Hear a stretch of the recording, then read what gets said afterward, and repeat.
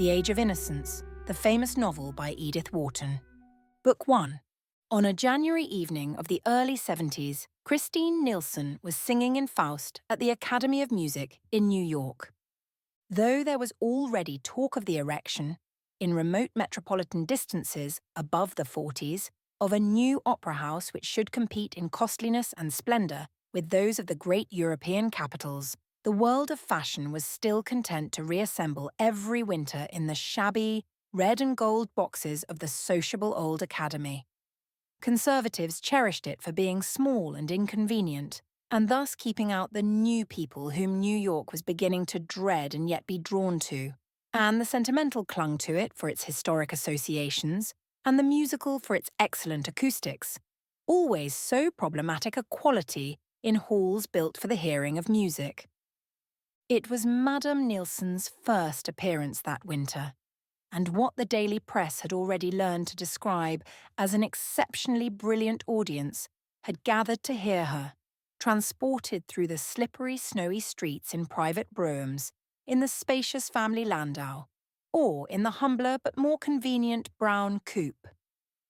To come to the opera in a brown coupe was almost as honourable a way of arriving as in one's own carriage, and departure by the same means had the immense advantage of enabling one, with a playful allusion to democratic principles, to scramble into the first brown conveyance in the line, instead of waiting till the cold and gin-congested nose of one's own coachman gleamed under the portico of the Academy.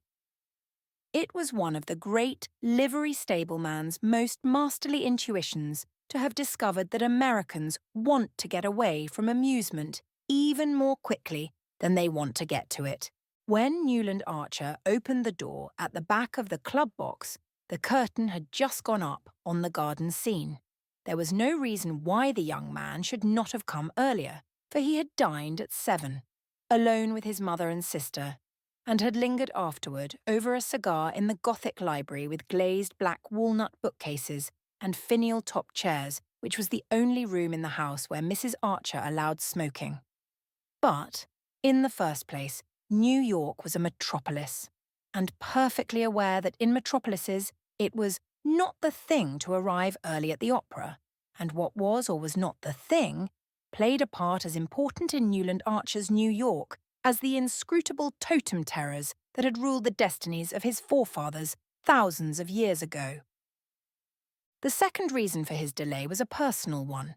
He had dawdled over his cigar because he was at heart a dilettante, and thinking over a pleasure to come often gave him a subtler satisfaction than its realization. This was especially the case when the pleasure was a delicate one, as his pleasures mostly were. And on this occasion, the moment he looked forward to was so rare and exquisite in quality that, well, if he had timed his arrival in accord with the prima donna's stage manager, he could not have entered the Academy at a more significant moment than just as she was singing, "He loves me not, he loves me," and sprinkling the falling daisy petals with notes as clear as dew. She sang, of course, "Mama," and not "He loves me," since an unalterable and unquestioned law of the musical world required that the German text of French operas sung by Swedish artists should be translated into Italian for the clearer understanding of English-speaking audiences. This seemed as natural to Newland Archer as all the other conventions on which his life was moulded, such as the duty of using 2 silver-backed brushes with his monogram in blue enamel to part his hair, and of never appearing in society without a flower, preferably a gardenia, in his buttonhole. "Mama, non mama." The prima donna sang, and "Mama," with a final burst of love triumphant, as she pressed the dishevelled daisy to her lips and lifted her large eyes to the sophisticated countenance of the little brown Faust Capoul, who was vainly trying in a tight purple velvet doublet and plumed cap to look as pure and true as his artless victim. Newland Archer, leaning against the wall at the back of the club box, turned his eyes from the stage and scanned the opposite side of the house. Directly facing him was the box of old Mrs. Manson Mingott, whose monstrous obesity had long since made it impossible for her to attend the opera, but who was always represented on fashionable nights by some of the younger members of the family. On this occasion, the front of the box was filled by her daughter-in-law, Mrs. Lovell Mingott, and her daughter, Mrs. Welland, and slightly withdrawn behind these brocaded matrons sat a young girl in white with eyes ecstatically fixed on the stage lovers.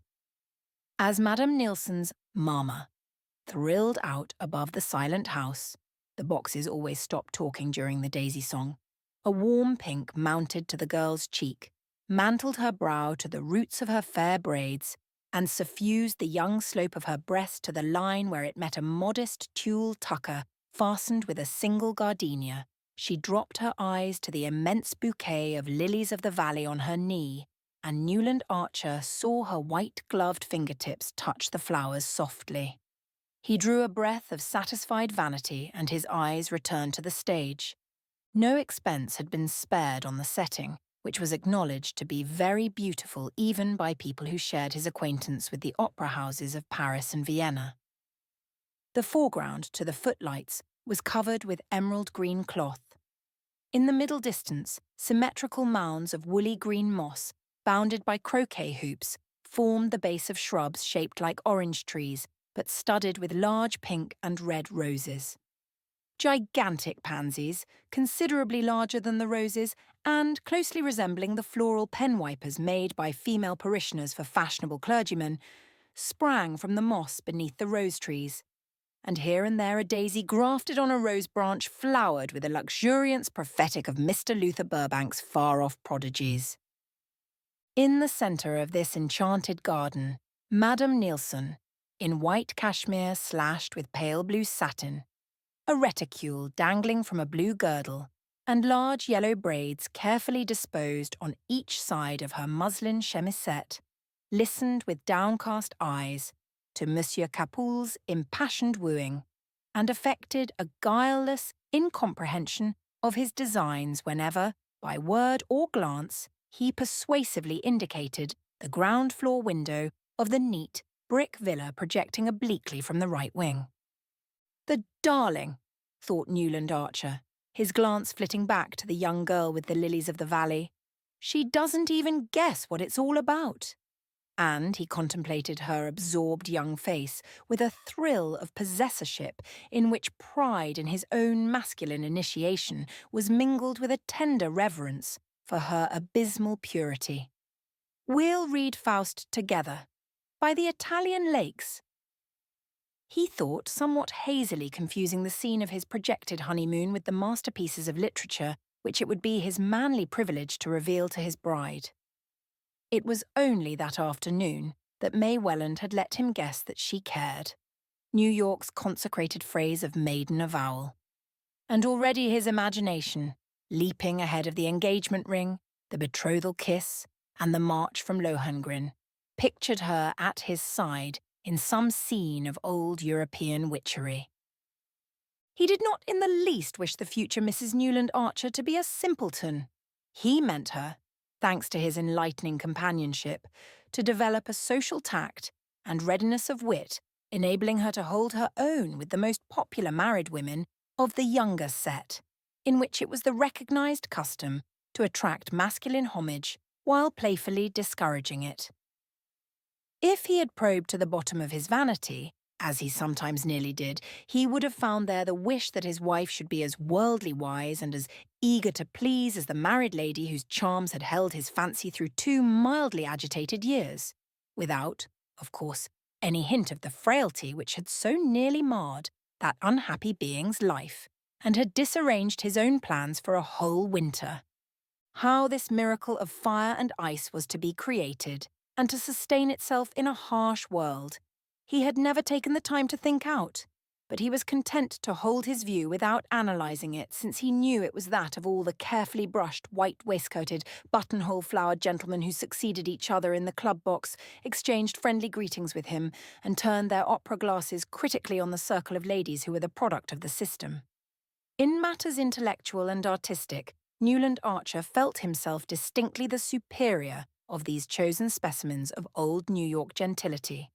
He had probably read more, thought more, and even seen a good deal more of the world than any other man of the number.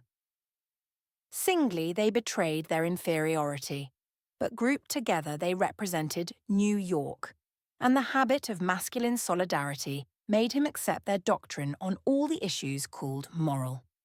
He instinctively felt that in this respect it would be troublesome, and also rather bad form, to strike out for himself. "Well, upon my soul," exclaimed Lawrence Lefferts, turning his opera glass abruptly away from the stage. Lawrence Lefferts was, on the whole, the foremost authority on form in New York. He had probably devoted more time than anyone else to the study of this intricate and fascinating question, but study alone could not account for his complete and easy competence. One had only to look at him, from the slant of his bald forehead and the curve of his beautiful fair moustache to the long patent leather feet at the other end of his lean and elegant person, to feel that the knowledge of form must be congenital in anyone who knew how to wear such good clothes so carelessly and carry such height with so much lounging grace. As a young admirer had once said of him, "If anybody can tell a fellow just when to wear a black tie with evening clothes and when not to, it's Larry Lefferts." And on the question of pumps versus patent leather Oxfords, his authority had never been disputed. "My God," he said, and silently handed his glass to old Sillerton Jackson. Newland Archer, following Lefferts's glance, saw with surprise that his exclamation had been occasioned by the entry of a new figure into old Mrs. Mingott's box. It was that of a slim young woman, a little less tall than May Welland, with brown hair growing in close curls about her temples, and held in place by a narrow band of diamonds. The suggestion of this headdress, which gave her what was then called a Josephine look, was carried out in the cut of the dark blue velvet gown, rather theatrically caught up under her bosom by a girdle with a large old-fashioned clasp. The wearer of this unusual dress, who seemed quite unconscious of the attention it was attracting, stood a moment in the centre of the box, discussing with Mrs. Welland the propriety of taking the latter's place in the front right-hand corner. Then she yielded with a slight smile and seated herself in line with Mrs. Welland's sister-in-law, Mrs. Lovell Mingott, who was installed in the opposite corner. Mr. Sillerton Jackson had returned the opera glass to Lawrence Lefferts. The whole of the club turned instinctively, waiting to hear what the old man had to say, for old Mr. Jackson was as great an authority on family as Lawrence Lefferts was on form. He knew all the ramifications of New York's cousinships, and could not only elucidate such complicated questions as that of the connection between the Mingotts, through the Thorleys, with the Dallases of South Carolina, and that of the relationship of the elder branch of Philadelphia Thorleys to the Albany Chiverses, on no account to be confused with the Manson Chiverses of University Place, but could also enumerate the leading characteristics of each family, as, for instance, the fabulous stinginess of the younger lines of Leffertses, the Long Island ones, or the fatal tendency of the Rushworths to make foolish matches, or the insanity recurring in every second generation of the Albany Chiverses, with whom their New York cousins had always refused to intermarry, with the disastrous exception of poor Medora Manson, who, as everybody knew, but then her mother was a Rushworth. In addition to this forest of family trees, Mr. Sillerton Jackson carried between his narrow hollow temples, and under his soft thatch of silver hair, a register of most of the scandals and mysteries that had smouldered under the unruffled surface of New York society within the last 50 years. So far indeed did his information extend, and so acutely retentive was his memory, that he was supposed to be the only man who could have told you who Julius Beaufort, the banker, really was, and what had become of handsome Bob Spicer, old Mrs. Manson Mingott's father, who had disappeared so mysteriously, with a large sum of trust money, less than a year after his marriage, on the very day that a beautiful Spanish dancer, who had been delighting thronged audiences in the old opera house on the Battery, had taken ship for Cuba. But these mysteries, and many others were closely locked in Mr. Jackson's breast. For not only did his keen sense of honour forbid his repeating anything privately imparted, but he was fully aware that his reputation for discretion increased his opportunities of finding out what he wanted to know. The club box, therefore, waited in visible suspense, while Mr. Sillerton Jackson handed back Lawrence Lefferts's opera glass. For a moment he silently scrutinised the attentive group out of his filmy blue eyes, overhung by old veined lids. Then he gave his moustache a thoughtful twist and said simply, "I didn't think the Mingotts would have tried it on." Show. 2. Newland Archer, during this brief episode, had been thrown into a strange state of embarrassment. It was annoying that the box, which was thus attracting the undivided attention of masculine New York, should be that in which his betrothed was seated between her mother and aunt. And for a moment he could not identify the lady in the Empire dress, nor imagine why her presence created such excitement among the initiated. Then light dawned on him, and with it came a momentary rush of indignation. No, indeed, no one would have thought the Mingotts would have tried it on. But they had. They undoubtedly had, for the low-toned comments behind him left no doubt in Archer's mind that the young woman was May Welland's cousin, the cousin always referred to in the family as poor Ellen Olenska. Archer knew that she had suddenly arrived from Europe a day or two previously. He had even heard from Miss Welland, not disapprovingly, that she had been to see poor Ellen, who was staying with old Mrs. Mingott. Archer entirely approved of family solidarity, and one of the qualities he most admired in the Mingotts was their resolute championship of the few black sheep that their blameless stock had produced. There was nothing mean or ungenerous in the young man's heart, and he was glad that his future wife should not be restrained by false prudery from being kind, in private, to her unhappy cousin. But to receive Countess Olenska in the family circle was a different thing from producing her in public, at the opera of all places, and in the very box with the young girl whose engagement to him, Newland Archer, was to be announced within a few weeks. No, he felt as old Sillerton Jackson felt. He did not think the Mingotts would have tried it on. He knew, of course, that whatever man dared, within Fifth Avenue's limits, that old Mrs. Manson Mingott, the matriarch of the line, would dare. He had always admired the high and mighty old lady who, in spite of having been only Catherine Spicer of Staten Island, with a father mysteriously discredited, and neither money nor position enough to make people forget it, had allied herself with the head of the wealthy Mingott line, married two of her daughters to foreigners, an Italian marquis and an English banker, and put the crowning touch to her audacities by building a large house of pale cream-coloured stone, when brown sandstone seemed as much the only wear as a frock coat in the afternoon, in an inaccessible wilderness near the Central Park.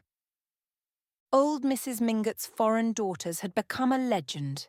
They never came back to see their mother, and the latter being, like many persons of active mind and dominating will, sedentary and corpulent in her habit, had philosophically remained at home.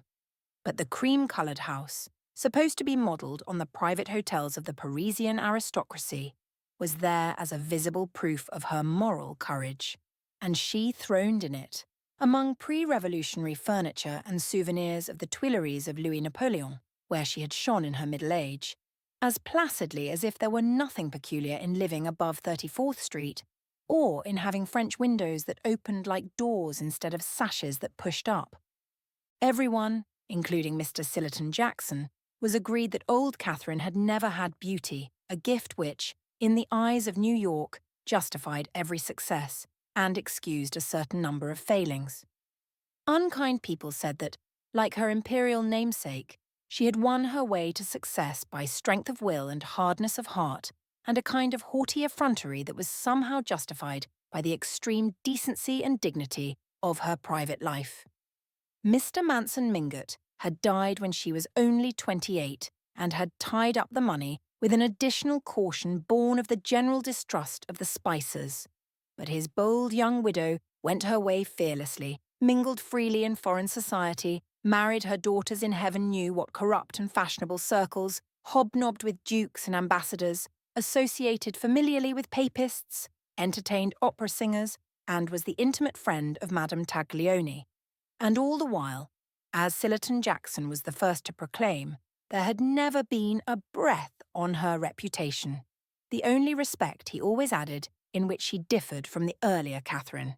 Mrs. Manson Mingott had long since succeeded in untying her husband's fortune and had lived in affluence for half a century, but memories of her early straits had made her excessively thrifty, and though, when she bought a dress or a piece of furniture, she took care that it should be of the best, she could not bring herself to spend much on the transient pleasures of the table.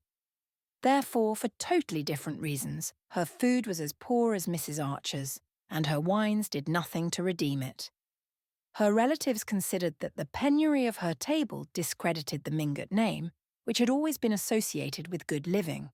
But people continued to come to her in spite of the made dishes and flat champagne, and in reply to the remonstrances of her son Lovell, who tried to retrieve the family credit by having the best chef in New York, she used to say laughingly, "What's the use of two good cooks in one family now that I've married the girls and can't eat sauces?"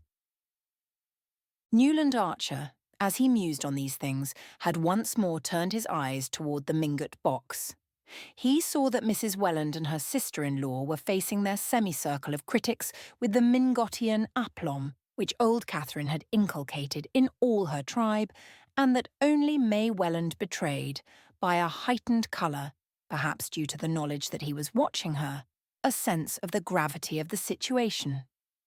As for the cause of the commotion, she sat gracefully in her corner of the box, her eyes fixed on the stage, and revealing, as she leaned forward, a little more shoulder and bosom than New York was accustomed to seeing, at least in ladies who had reasons for wishing to pass unnoticed. Few things seemed to Newland Archer more awful than an offence against taste, that far-off divinity of whom form was the mere visible representative and vicegerent. Madame Olenska's pale and serious face appealed to his fancy, as suited to the occasion and to her unhappy situation. But the way her dress, which had no tucker, sloped away from her thin shoulders, shocked and troubled him.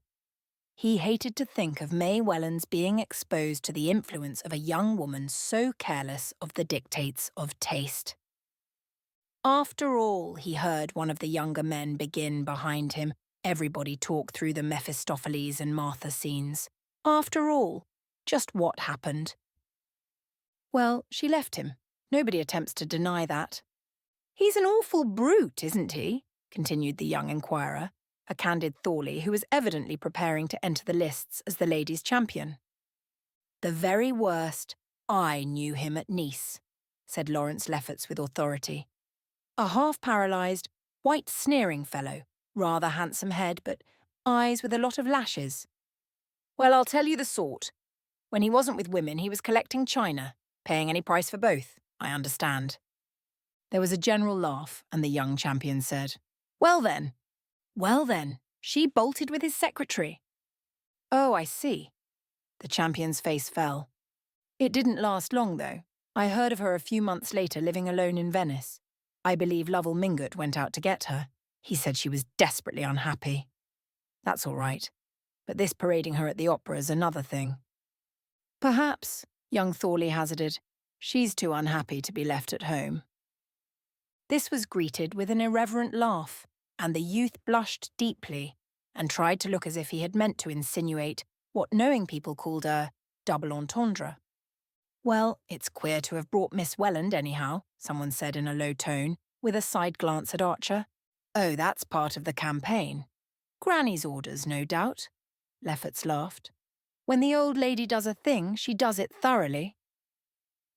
The act was ending, and there was a general stir in the box. Suddenly, Newland Archer felt himself impelled to decisive action, the desire to be the first man to enter Mrs. Mingott's box, to proclaim to the waiting world his engagement to May Welland, and to see her through, whatever difficulties her cousin's anomalous situation might involve her in. This impulse had abruptly overruled all scruples and hesitations, and sent him hurrying through the red corridors to the farther side of the house. As he entered the box, his eyes met Miss Welland's, and he saw that she had instantly understood his motive, though the family dignity which both considered so high a virtue would not permit her to tell him so. The persons of their world lived in an atmosphere of faint implications and pale delicacies, and the fact that he and she understood each other without a word seemed to the young man to bring them nearer than any explanation would have done. Her eyes said, "You see why Mamma brought me," and his answered, "I would not for the world have had you stay away." "You know my niece, Countess Olenska?" Mrs. Welland inquired as she shook hands with her future son-in-law. Archer bowed without extending his hand, as was the custom on being introduced to a lady, and Ellen Olenska bent her head slightly, keeping her own pale-gloved hands clasped on her huge fan of eagle feathers. Having greeted Mrs. Lovell Mingott, a large blonde lady in creaking satin, he sat down beside his betrothed and said in a low tone, "I hope you've told Madame Olenska that we're engaged. I want everybody to know. I want you to let me announce it this evening at the ball." Miss Welland's face grew rosy as the dawn, and she looked at him with radiant eyes. "If you can persuade Mamma," she said, "but why should we change what is already settled?" He made no answer but that which his eyes returned, and she added, still more confidently smiling, "Tell my cousin yourself. I give you leave. She says she used to play with you when you were children." She made way for him by pushing back her chair, and promptly and a little ostentatiously, with the desire that the whole house should see what he was doing, Archer seated himself at the Countess Olenska's side. "We did used to play together, didn't we?" she asked, turning her grave eyes to his. "You were a horrid boy and kissed me once behind a door. But it was your cousin Vandy Newland who never looked at me that I was in love with." Her glance swept the horseshoe curve of boxes. "Ah, how this brings it all back to me. I see everybody here in knickerbockers and pantalettes," she said with her trailing slightly foreign accent, her eyes returning to his face. Agreeable as their expression was, the young man was shocked that they should reflect so unseemly a picture of the august tribunal before which, at that very moment, her case was being tried. Nothing could be in worse taste than misplaced flippancy, and he answered somewhat stiffly, "Yes, you have been away a very long time." "Oh, centuries and centuries, so long," she said, "that I'm sure I'm dead and buried, and this dear old place is heaven." Which, for reasons he could not define, struck Newland Archer as an even more disrespectful way of describing New York society. 3. It invariably happened in the same way. Mrs. Julius Beaufort, on the night of her annual ball, never failed to appear at the opera. Indeed, she always gave her ball on an opera night in order to emphasize her complete superiority to household cares and her possession of a staff of servants competent to organize every detail of the entertainment in her absence. The Beaufort's house was one of the few in New York that possessed a ballroom. It antedated even Mrs. Manson Mingott's and the Headley Chiverses. And at a time when it was beginning to be thought provincial to put a crash over the drawing-room floor and move the furniture upstairs, the possession of a ballroom that was used for no other purpose and left for 364 days of the year to shutter darkness, with its gilt chairs stacked in a corner and its chandelier in a bag. This undoubted superiority was felt to compensate for whatever was regrettable in the Beaufort past. Mrs. Archer, who was fond of coining her social philosophy into axioms, had once said, "We all have our pet common people." And though the phrase was a daring one, its truth was secretly admitted in many an exclusive bosom. But the Beauforts were not exactly common. Some people said they were even worse. Mrs. Beaufort belonged indeed to one of America's most honoured families. She had been the lovely Regina Dallas, of the South Carolina branch, a penniless beauty introduced to New York society by her cousin, the imprudent Medora Manson, who was always doing the wrong thing from the right motive. When one was related to the Mansons and the Rushworths, one had a droit de cité, as Mr. Sillerton Jackson, who had frequented the Tuileries, called it in New York society. But did one not forfeit it in marrying Julius Beaufort? The question was, who was Beaufort? He passed for an Englishman, was agreeable, handsome, ill-tempered, hospitable, and witty. He had come to America with letters of recommendation from old Mrs. Manson Mingott's English son-in-law, the banker, and had speedily made himself an important position in the world of affairs. But his habits were dissipated, his tongue was bitter, his antecedents were mysterious, and when Medora Manson announced her cousin's engagement to him, it was felt to be one more act of folly in poor Medora's long record of imprudences. But folly is as often justified of her children as wisdom, and 2 years after young Mrs. Beaufort's marriage, it was admitted that she had the most distinguished house in New York. No one knew exactly how the miracle was accomplished. She was indolent, passive, the caustic even called her dull, but dressed like an idol, hung with pearls, growing younger and blonder and more beautiful each year. She throned in Mr. Beaufort's heavy brownstone palace, and drew all the world there without lifting her jewelled little finger. The knowing people said it was Beaufort himself who trained the servants, taught the chef new dishes, told the gardeners what hothouse flowers to grow for the dinner table and the drawing rooms, selected the guests, brewed the after-dinner punch, and dictated the little notes his wife wrote to her friends. If he did, these domestic activities were privately performed, and he presented to the world the appearance of a careless and hospitable millionaire strolling into his own drawing-room with the detachment of an invited guest, and saying, "My wife's gloxinias are a marvel, aren't they? I believe she gets them out from Kew." Mr. Beaufort's secret, people were agreed, was the way he carried things off. It was all very well to whisper that he had been helped to leave England by the international banking house in which he had been employed. He carried off that rumour as easily as the rest, though New York's business conscience was no less sensitive than its moral standard.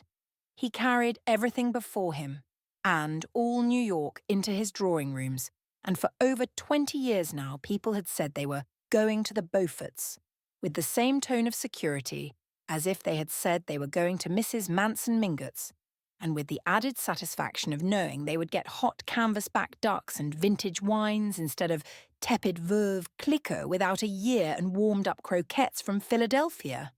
Mrs. Beaufort, then, had as usual appeared in her box just before the Jewel song, and when, again as usual, she rose at the end of the third act, drew her opera cloak about her lovely shoulders and disappeared, New York knew that meant that half an hour later the ball would begin. The Beaufort house was one that New Yorkers were proud to show to foreigners, especially on the night of the annual ball. The Beauforts had been among the first people in New York to own their own red velvet carpet and have it rolled down the steps by their own footmen under their own awning instead of hiring it with the supper and the ballroom chairs. They had also inaugurated the custom of letting the ladies take their cloaks off in the hall, instead of shuffling up to the hostess's bedroom and recurling their hair with the aid of the gas burner. Beaufort was understood to have said that he supposed all his wife's friends had maids who saw to it that they were properly coiffées when they left home. Then the house had been boldly planned with a ballroom, so that instead of squeezing through a narrow passage to get to it, as at the Chiverseys, one marched solemnly down a vista of enfiladed drawing-rooms, the sea-green, the crimson, and the bouton d'or, seeing from afar the many-candled lustres reflected in the polished parquetry, and beyond that the depths of a conservatory where camellias and tree ferns arched their costly foliage over seats of black and gold bamboo. Newland Archer, as became a young man of his position, strolled in somewhat late. He had left his overcoat with the silk-stockinged footman, the stockings were one of Beaufort's few fatuities, had dawdled a while in the library hung with Spanish leather and furnished with buhl and malachite, where a few men were chatting and putting on their dancing gloves, and had finally joined the line of guests whom Mrs. Beaufort was receiving on the threshold of the crimson drawing-room. Archer was distinctly nervous. He had not gone back to his club after the opera, as the young bloods usually did, but, the night being fine, had walked for some distance up Fifth Avenue before turning back in the direction of the Beauforts' house. He was definitely afraid that the Mingotts might be going too far, that, in fact, they might have Granny Mingot's orders to bring the Countess Olenska to the ball. From the tone of the club box, he had perceived how grave a mistake that would be, and though he was more than ever determined to see the thing through, he felt less chivalrously eager to champion his betrothed's cousin than before their brief talk at the opera. Wandering on to the Bouton d'Or drawing-room, where Beaufort had had the audacity to hang Love Victorious, the much-discussed nude of Bouguereau, Archer found Mrs. Welland and her daughter standing near the ballroom door. Couples were already gliding over the floor beyond. The light of the wax candles fell on revolving tulle skirts, on girlish heads wreathed with modest blossoms, on the dashing aigrettes and ornaments of the young married women's coiffures, and on the glitter of highly glazed shirt fronts and fresh glacé gloves. Miss Welland, evidently about to join the dancers, hung on the threshold. Her lilies of the valley in her hand, she carried no other bouquet, her face a little pale, her eyes burning with a candid excitement. A group of young men and girls were gathered about her, and there was much hand-clasping, laughing and pleasantry on which Mrs. Welland, standing slightly apart, shed the beam of a qualified approval.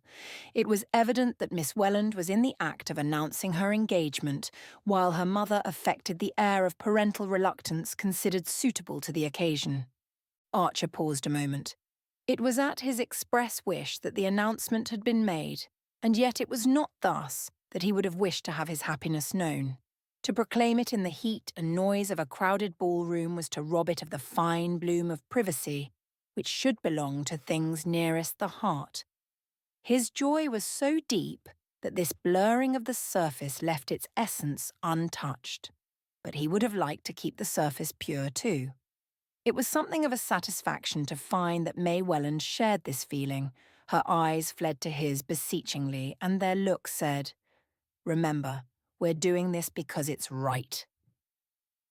No appeal could have found a more immediate response in Archer's breast, but he wished that the necessity of their action had been represented by some ideal reason, and not simply by poor Ellen Olenska. The group about Miss Welland made way for him with significant smiles, and after taking his share of the felicitations, he drew his betrothed into the middle of the ballroom floor and put his arm about her waist. "Now we shan't have to talk," he said, smiling into her candid eyes as they floated away on the soft waves of the blue Danube. She made no answer. Her lips trembled into a smile, but the eyes remained distant and serious, as if bent on some ineffable vision. "Dear," Archer whispered, pressing her to him. It was borne in on him that the first hours of being engaged, even if spent in a ballroom, had in them something grave and sacramental. What a new life it was going to be with this whiteness, radiance, goodness at one's side. The dance over, the two, as became an affianced couple, wandered into the conservatory, and sitting behind a tall screen of tree ferns and camellias, Newland pressed her gloved hand to his lips. "You see, I did as you asked me to," she said. "Yes, I couldn't wait," he answered, smiling. After a moment he added, "Only I wish it hadn't had to be at a ball." "Yes, I know." She met his glance comprehendingly. "But after all, even here we're alone together, aren't we?" "Oh, dearest, always," Archer cried. Evidently she was always going to understand. She was always going to say the right thing. The discovery made the cup of his bliss overflow, and he went on gaily. "The worst of it is that I want to kiss you and I can't." As he spoke, he took a swift glance about the conservatory, assured himself of their momentary privacy, and catching her to him laid a fugitive pressure on her lips. To counteract the audacity of this proceeding, He led her to a bamboo sofa in a less secluded part of the conservatory, and sitting down beside her broke a lily of the valley from her bouquet. She sat silent, and the world lay like a sunlit valley at their feet. "Did you tell my cousin Ellen?" she asked presently, as if she spoke through a dream. He roused himself and remembered that he had not done so. Some invincible repugnance to speak of such things to the strange foreign woman had checked the words on his lips. "No, I hadn't the chance after all," he said, fibbing hastily. "Ah," she looked disappointed, but gently resolved on gaining her point. "You must then, for I didn't either, and I shouldn't like her to think—" "Of course not. But aren't you, after all, the person to do it?" She pondered on this. "If I'd done it at the right time, yes. But now that there's been a delay, I think you must explain that I'd asked you to tell her at the opera before our speaking about it to everybody here. Otherwise she might think I had forgotten her. You see, she's one of the family, and she's been away so long that she's rather sensitive." Archer looked at her glowingly. "Dear and great angel. Of course I'll tell her." He glanced a trifle apprehensively towards the crowded ballroom. "But I haven't seen her yet. Has she come?" "No, at the last minute she decided not to." "At the last minute?" he echoed, betraying his surprise that she should ever have considered the alternative possible. "Yes, she's awfully fond of dancing," the young girl answered simply. "But suddenly she made up her mind that her dress wasn't smart enough for a ball, though we thought it so lovely, and so my aunt had to take her home." "Oh, well," said Archer with happy indifference. Nothing about his betrothed pleased him more than her resolute determination to carry to its utmost limit that ritual of ignoring the unpleasant in which they had both been brought up. "She knows as well as I do," he reflected, "the real reason of her cousin's staying away. But I shall never let her see by the least sign that I am conscious of there being a shadow of a shade on poor Ellen Olenska's reputation." In the course of the next day, the first of the usual betrothal visits were exchanged. The New York ritual was precise and inflexible in such matters, and in conformity with it, Newland Archer first went with his mother and sister to call on Mrs. Welland, after which he and Mrs. Welland and May drove out to old Mrs. Manson Mingott's to receive that venerable ancestress's blessing. A visit to Mrs. Manson Mingott was always an amusing episode to the young man. The house in itself was already an historic document, though not, of course, as venerable as certain other old family houses in University Place and Lower Fifth Avenue. Those were of the purest 1830, with a grim harmony of cabbage rose garlanded carpets, rosewood consoles, round arched fireplaces with black marble mantels, and immense glazed bookcases of mahogany, whereas old Mrs. Mingott, who had built her house later, had bodily cast out the massive furniture of her prime and mingled with the Mingott heirlooms the frivolous upholstery of the Second Empire. It was her habit to sit in a window of her sitting room on the ground floor, as if watching calmly for life and fashion to flow northward to her solitary doors. She seemed in no hurry to have them come, for her patience was equalled by her confidence. She was sure that presently the hoardings, the quarries, the one-story saloons, the wooden greenhouses in ragged gardens, and the rocks from which goats surveyed the scene would vanish before the advance of residences as stately as her own, perhaps, for she was an impartial woman, even statelier, and that the cobblestones over which the old clattering omnibuses bumped would be replaced by smooth asphalt, such as people reported having seen in Paris. Meanwhile, as everyone she cared to see came to her, and she could fill her rooms as easily as the Beauforts, and without adding a single item to the menu of her suppers.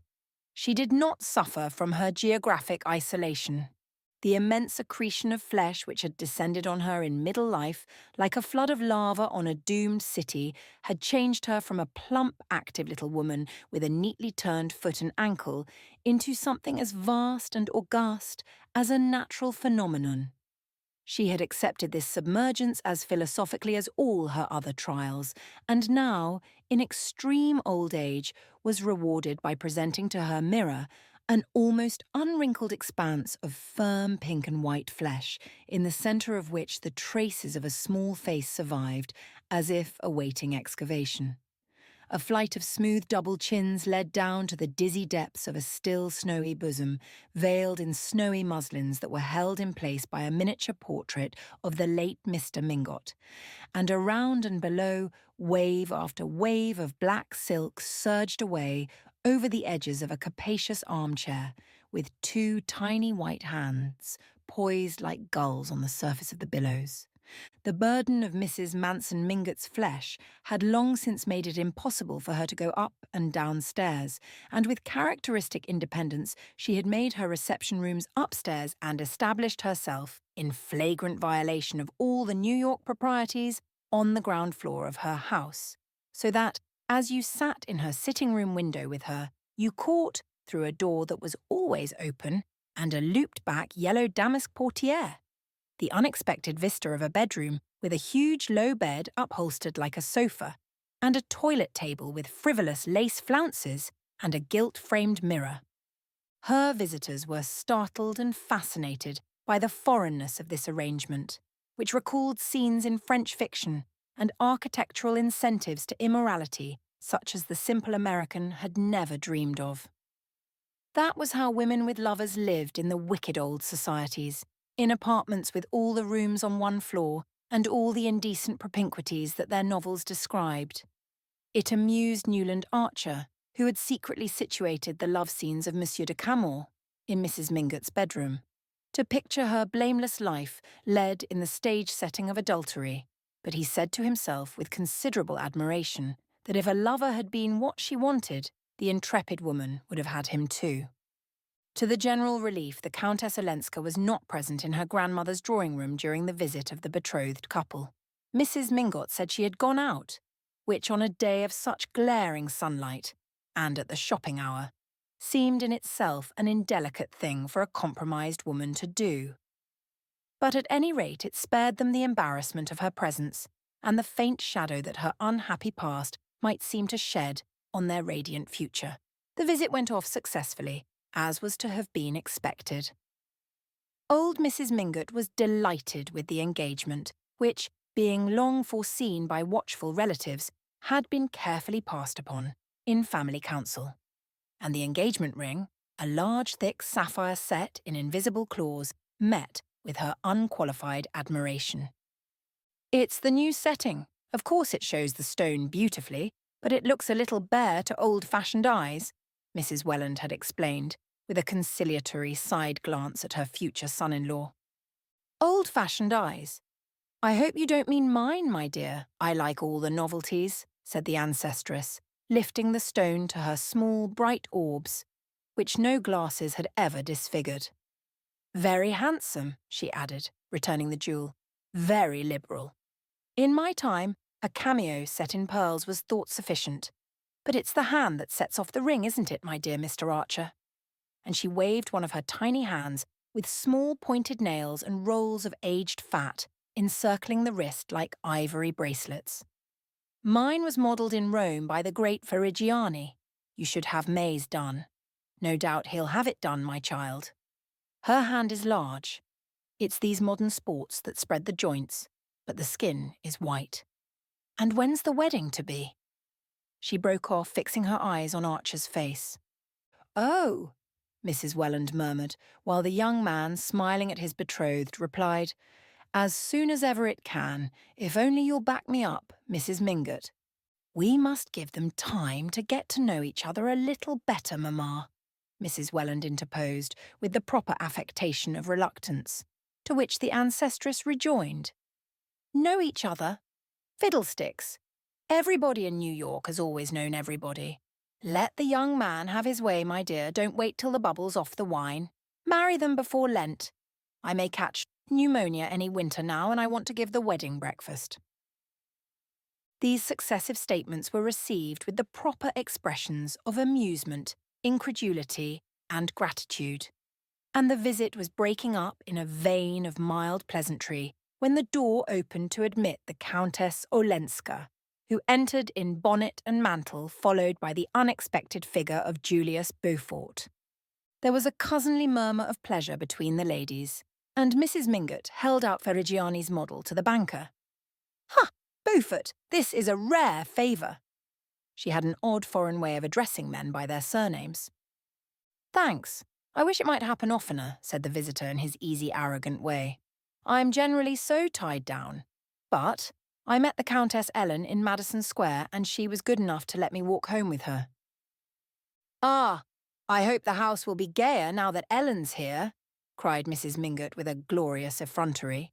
Sit down, Beaufort. Push up the yellow armchair. Now I've got you, I want a good gossip.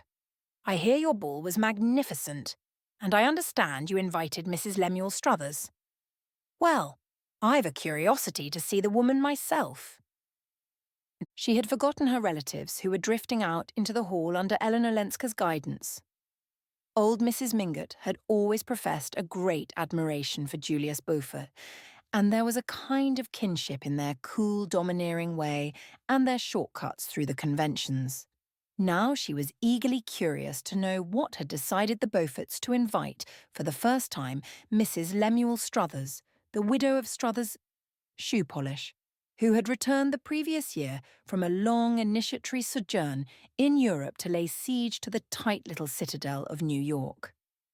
"Of course, if you and Regina invite her, the thing is settled. Well, we need new blood and new money, and I hear she's still very good-looking," the carnivorous old lady declared. In the hall, while Mrs. Welland and May drew on their furs, Archer saw that the Countess Olenska was looking at him with a faintly questioning smile. "Of course you know already about May and me," he said, answering her look with a shy laugh. "She scolded me for not giving you the news last night at the opera. I had her orders to tell you that we were engaged, but I couldn't, in that crowd." The smile passed from Countess Olenska's eyes to her lips. She looked younger, more like the bold brown Ellen Mingott of his boyhood. "Of course I know, yes, and I'm so glad. But one doesn't tell such things first in a crowd." The ladies were on the threshold and she held out her hand. "Goodbye. Come and see me some day," she said, still looking at Archer. In the carriage on the way down Fifth Avenue, they talked pointedly of Mrs. Mingott, of her age, her spirit, and all her wonderful attributes. No one alluded to Ellen Olenska, but Archer knew that Mrs. Welland was thinking, "It's a mistake for Ellen to be seen the very day after her arrival, parading up Fifth Avenue at the crowded hour with Julius Beaufort." And the young man himself mentally added, "And she ought to know that a man who's just engaged doesn't spend his time calling on married women. But I dare say in the set she's lived in they do. They never do anything else." And in spite of the cosmopolitan views on which he prided himself, he thanked heaven that he was a New Yorker and about to ally himself with one of his own kind. 5. The next evening, old Mr. Sillerton Jackson came to dine with the Archers. Mrs. Archer was a shy woman and shrank from society, but she liked to be well informed as to its doings. Her old friend, Mr. Sillerton Jackson, applied to the investigation of his friend's affairs, the patience of a collector and the science of a naturalist. And his sister, Miss Sophie Jackson, who lived with him, and was entertained by all the people who could not secure her much sought-after brother, brought home bits of minor gossip that filled out usefully the gaps in his picture. Therefore, whenever anything happened that Mrs. Archer wanted to know about, she asked Mr. Jackson to dine, and as she honoured few people with her invitations, and as she and her daughter Janie were an excellent audience, Mr. Jackson usually came himself instead of sending his sister. If he could have dictated all the conditions, he would have chosen the evenings when Newland was out, not because the young man was uncongenial to him, the two got on capitally at their club, but because the old anecdotist sometimes felt, on Newland's part, a tendency to weigh his evidence that the ladies of the family never showed. Mr. Jackson, if perfection had been attainable on earth, would also have asked that Mrs. Archer's food should be a little better. But then New York, as far back as the mind of man could travel, had been divided into the two great fundamental groups of the Mingotts and Mansons and all their clan, who cared about eating and clothes and money, and the Archer-Newland van der Luyden tribe, who were devoted to travel, horticulture, and the best fiction, and looked down on the grosser forms of pleasure. You couldn't have everything, After all, if you dined with the Lovell Mingots, you got canvasback and terrapin and vintage wines. At Newland Archer's, you could talk about alpine scenery and the marble faun. And luckily, the Archer Madeira had gone round the Cape. Therefore, when a friendly summons came from Mrs. Archer, Mr. Jackson, who was a true eclectic, would usually say to his sister, "I've been a little gouty since my last dinner at the Lovell Mingots. It will do me good to diet at Adeline's." Mrs. Archer, who had long been a widow, lived with her son and daughter in West 28th Street. An upper floor was dedicated to Newland, and the two women squeezed themselves into narrower quarters below. In an unclouded harmony of tastes and interests, they cultivated ferns in Wardian cases, made macrame lace and wool embroidery on linen, collected American Revolutionary glazed ware, subscribed to Good Words, and read Ouida's novels for the sake of the Italian atmosphere. They preferred those about peasant life because of the descriptions of scenery and the pleasanter sentiments, though in general they liked novels about people in society, whose motives and habits were more comprehensible, spoke severely of Dickens, who had never drawn a gentleman, and considered Thackeray less at home in the great world than Bulwer, who, however, was beginning to be thought old-fashioned. Mrs. and Miss Archer were both great lovers of scenery. It was what they principally sought and admired on their occasional travels abroad, considering architecture and painting as subjects for men, and chiefly for learned persons who read Ruskin. Mrs. Archer had been born in Newland, and mother and daughter, who were as like as sisters, were both, as people said, true Newlands. Tall, pale, and slightly round-shouldered, with long noses, sweet smiles, and a kind of drooping distinction like that in certain faded Reynolds portraits. Their physical resemblance would have been complete if an elderly embonpoint had not stretched Mrs. Archer's black brocade, while Miss Archer's brown and purple poplins hung, as the years went on, more and more slackly on her virgin frame. Mentally, the likeness between them, as Newland was aware, was less complete than their identical mannerisms often made it appear. The long habit of living together in mutually dependent intimacy had given them the same vocabulary and the same habit of beginning their phrases, Mother thinks, or Janey thinks, according as one or the other wished to advance an opinion of her own. But in reality, while Mrs. Archer's serene unimaginativeness rested easily in the accepted and familiar, Janey was subject to starts and aberrations of fancy welling up from springs of suppressed romance. Mother and daughter adored each other and revered their son and brother, and Archer loved them with a tenderness made compunctious and uncritical by the sense of their exaggerated admiration, and by his secret satisfaction in it. After all, he thought it a good thing for a man to have his authority respected in his own house, even if his sense of humour sometimes made him question the force of his mandate. On this occasion, the young man was very sure that Mr. Jackson would rather have had him dine out, but he had his own reasons for not doing so. Of course, old Jackson wanted to talk about Ellen Olenska, and of course Mrs. Archer, and Janey wanted to hear what he had to tell. All three would be slightly embarrassed by Newland's presence, now that his prospective relation to the Mingot clan had been made known, and the young man waited with an amused curiosity to see how they would turn the difficulty. They began, obliquely, by talking about Mrs. Lemuel Struthers. "It's a pity the Beauforts asked her," Mrs. Archer said gently, "but then Regina always does what he tells her, and Beaufort—" "Certain nuances escape Beaufort," said Mr. Jackson, cautiously inspecting the broiled shad, and wondering for the 1000th time why Mrs. Archer's cook always burnt the roe to a cinder. Newland, who had long shared his wonder, could always detect it in the older man's expression of melancholy disapproval. "Oh, necessarily. Beaufort is a vulgar man," said Mrs. Archer. "My grandfather Newland always used to say to my mother, 'Whatever you do, don't let that fellow Beaufort be introduced to the girls.' But at least he's had the advantage of associating with gentlemen. In England, too, they say. It's all very mysterious, She glanced at Janey and paused. She and Janey knew every fold of the Beaufort mystery, but in public Mrs. Archer continued to assume that the subject was not one for the unmarried. "But this Mrs. Struthers," Mrs. Archer continued. "What did you say she was, Sillerton?" "Out of a mine, or rather out of the saloon at the head of the pit. Then with living waxworks, touring New England. After the police broke that up, they say she lived." Mr. Jackson in his turn glanced at Janey, whose eyes began to bulge from under her prominent lids. There were still hiatuses for her in Mrs. Struthers' past. "Then," Mr. Jackson continued, and Archer saw he was wondering why no one had told the butler never to slice cucumbers with a steel knife. "Then Lemuel Struthers came along. They say his advertiser used the girl's head for the shoe polish posters. Her hair's intensely black, you know, the Egyptian style.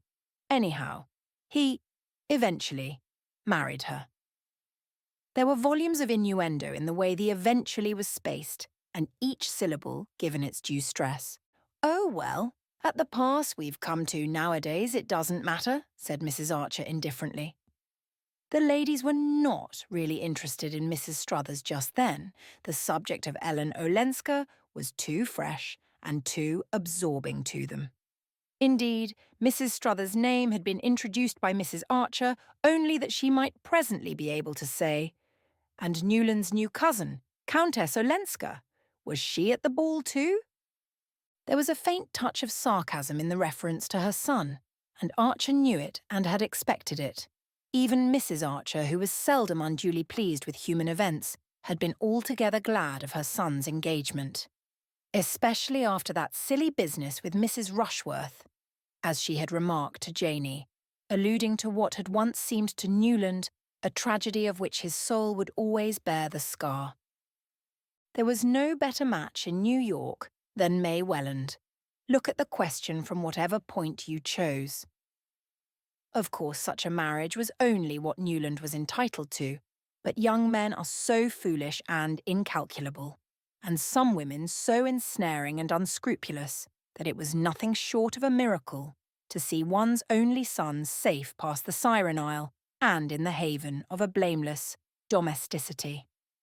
All this Mrs. Archer felt, and her son knew she felt, but he knew also that she had been perturbed by the premature announcement of his engagement, or rather by its cause, and it was for that reason, because on the whole he was a tender and indulgent master, that he had stayed at home that evening.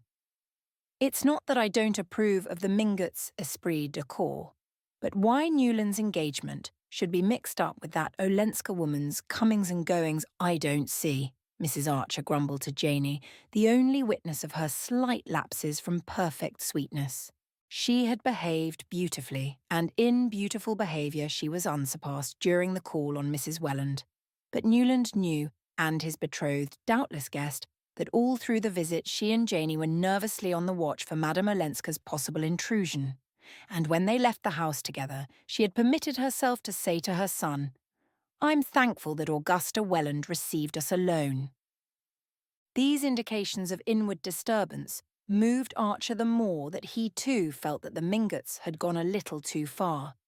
But, as it was against all the rules of their code that the mother and son should ever allude to what was uppermost in their thoughts, he simply replied, "Oh, well, there's always a phase of family parties to be gone through when one gets engaged, and the sooner it's over, the better."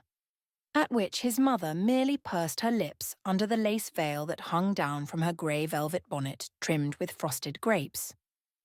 Her revenge, he felt, her lawful revenge, would be to draw Mr. Jackson that evening on the Countess Olenska, and having publicly done his duty as a future member of the Mingot clan, the young man had no objection to hearing the lady discussed in private, except that the subject was already beginning to bore him.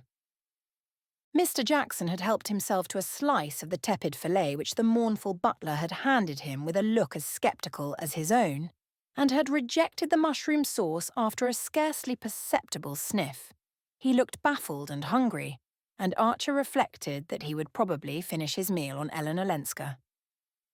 Mr. Jackson leaned back in his chair and glanced up at the candlelit arches, Newlands, and van der Luydens hanging in dark frames on the dark walls. "Ah, how your grandfather Archer loved a good dinner, my dear Newland," he said, his eyes on the portrait of a plump, full-chested young man in a stock and a blue coat, with a view of a white-columned country house behind him. Well, well, well. I wonder what he would have said to all these foreign marriages. Mrs. Archer ignored the allusion to the ancestral cuisine, and Mr. Jackson continued with deliberation. No, she was not at the ball. "Ah," Mrs. Archer murmured, in a tone that implied she had that decency. "Perhaps the Beauforts don't know her," Janey suggested with her artless malice. Mr. Jackson gave a faint sip as if he had been tasting invisible Madeira. "Mrs. Beaufort may not, but Beaufort certainly does, for she was seen walking up Fifth Avenue this afternoon with him by the whole of New York."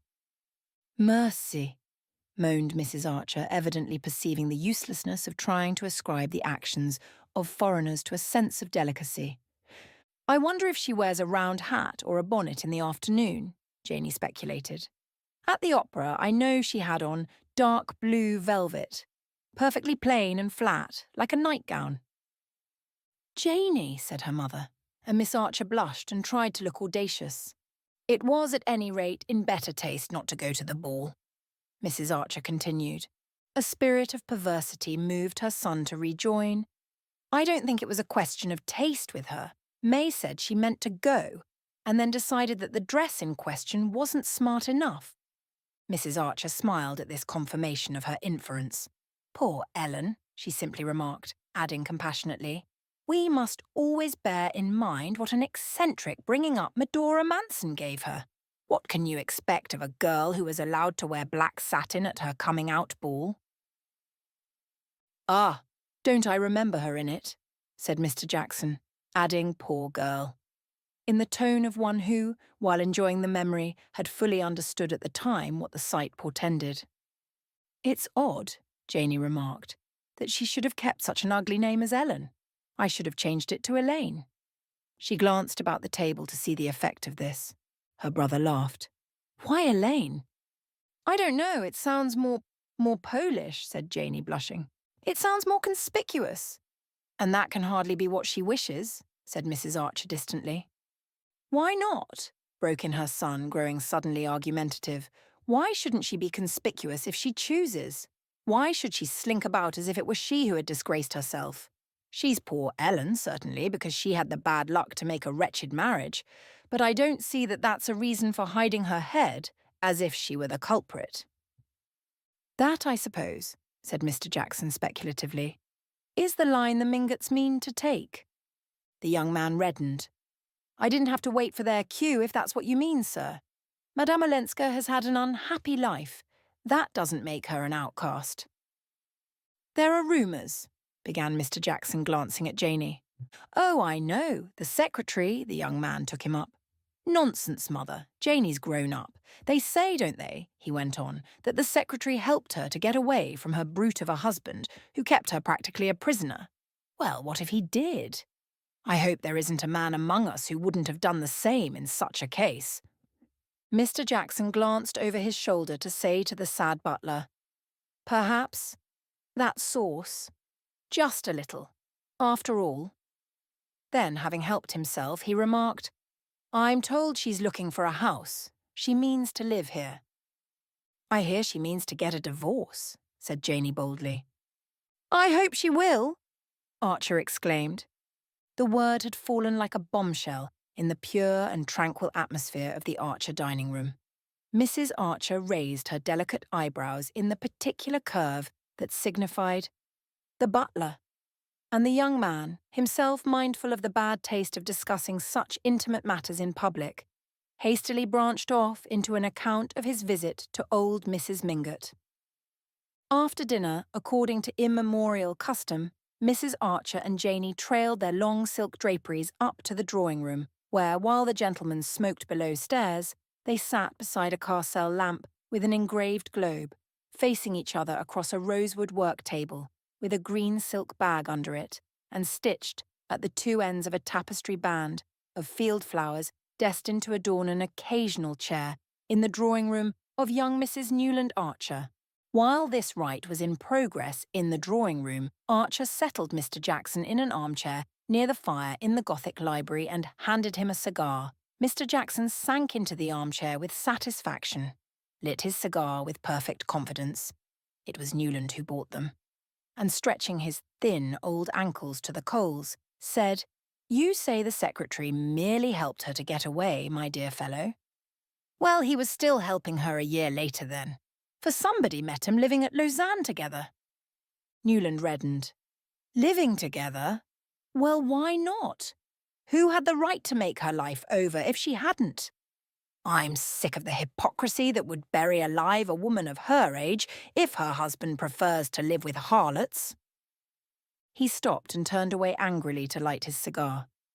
Women ought to be free as we are, he declared, making a discovery of which he was too irritated to measure the terrific consequences. Mr. Sillerton Jackson stretched his ankles nearer the coals and emitted a sardonic whistle. "Well," he said after a pause, "apparently Count Olenski takes your view, for I never heard of his having lifted a finger to get his wife back." 6. That evening, after Mr. Jackson had taken himself away, and the ladies had retired to their chintz-curtained bedroom, Newland Archer mounted thoughtfully to his own study. A vigilant hand had, as usual, kept the fire alive and the lamp trimmed, and the room with its rows and rows of books, its bronze and steel statuettes of Thor, the fences on the mantelpiece and its many photographs of famous pictures looked singularly homelike and welcoming.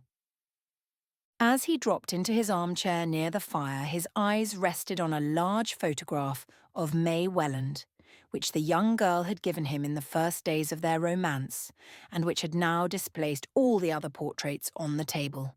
With a new sense of awe, he looked at the frank forehead, serious eyes and gay, innocent mouth of the young creature whose soul's custodian he was to be. That terrifying product of the social system he belonged to and believed in, the young girl who knew nothing and expected everything, looked back at him like a stranger through May Welland's familiar features. And once more it was borne in on him that marriage was not the safe anchorage he had been taught to think, but a voyage on uncharted seas. The case of the Countess Olenska had stirred up old settled convictions and set them drifting dangerously through his mind. His own exclamation, "Women should be free as we are," struck to the root of a problem that it was agreed in his world to regard as non-existent. Nice women, however wronged, would never claim the kind of freedom he meant, and generous-minded men, like himself, were, therefore, in the heat of argument, the more chivalrously ready to concede it to them. Such verbal generosities were in fact only a humbugging disguise of the inexorable conventions that tied things together and bound people down to the old pattern.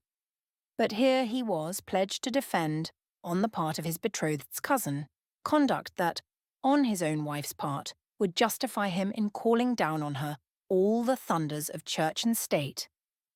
Of course, the dilemma was purely hypothetical. Since he wasn't a blackguard Polish nobleman, it was absurd to speculate what his wife's rights would be, if he were. But Newland Archer was too imaginative not to feel that, in his case and May's, the tie might gall for reasons far less gross and palpable. What could he and she really know of each other, since it was his duty as a decent fellow to conceal his past from her, and hers, as a marriageable girl, to have no past to conceal? What if, for some one of the subtler reasons that would tell with both of them, they should tire of each other, misunderstand or irritate each other? He reviewed his friends' marriages, the supposedly happy ones, and saw none that answered even remotely to the passionate and tender comradeship which he pictured as his permanent relation with May Welland.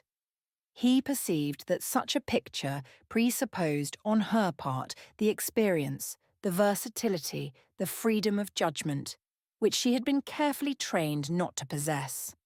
And with a shiver of foreboding he saw his marriage becoming what most of the other marriages about him were: a dull association of material and social interests held together by ignorance on the one side and hypocrisy on the other.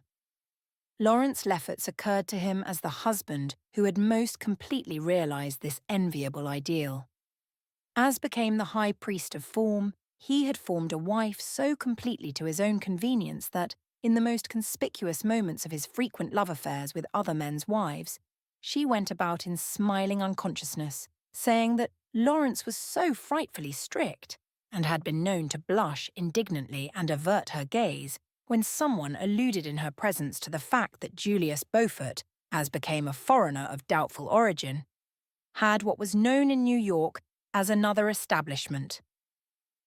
Archer tried to console himself with the thought that he was not quite such an ass as Larry Lefferts, nor May such a simpleton as poor Gertrude. But the difference was, after all, one of intelligence and not of standards. In reality, they all lived in a kind of hieroglyphic world, where the real thing was never said or done or even thought, but only represented by a set of arbitrary signs. As when Mrs. Welland, who knew exactly why Archer had pressed her to announce her daughter's engagement at the Beaufort ball, and had indeed expected him to do no less, yet felt obliged to simulate reluctance, and the air of having had her hand forced, quite as, in the books on primitive man that people of advanced culture were beginning to read, the savage bride is dragged with shrieks from her parents' tent.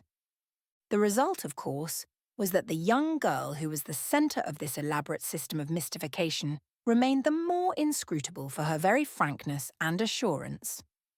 She was frank, poor darling, because she had nothing to conceal, assured because she knew of nothing to be on her guard against, and with no better preparation than this, she was to be plunged overnight into what people evasively called the facts of life. The young man was sincerely but placidly in love. He delighted in the radiant good looks of his betrothed, in her health, her horsemanship, her grace and quickness at games, and the shy interest in books and ideas that she was beginning to develop under his guidance. She had advanced far enough to join him in ridiculing the idols of the king, but not to feel the beauty of Ulysses and the Lotus Eaters. She was straightforward, loyal and brave. She had a sense of humour, chiefly proved by her laughing at his jokes, and, he suspected in the depths of her innocently gazing soul, a glow of feeling that it would be a joy to waken. But when he had gone the brief round of her, he returned discouraged by the thought that all this frankness and innocence were only an artificial product. Untrained human nature was not frank and innocent.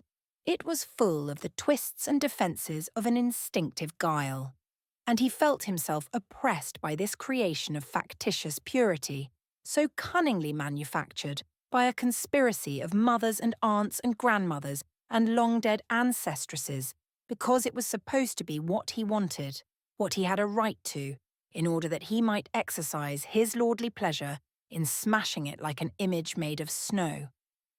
There was a certain triteness in these reflections. They were those habitual to young men on the approach of their wedding day, but they were generally accompanied by a sense of compunction and self-abasement of which Newland Archer felt no trace. He could not deplore, as Thackeray's heroes so often exasperated him by doing, that he had not a blank page to offer his bride in exchange for the unblemished one she was to give to him.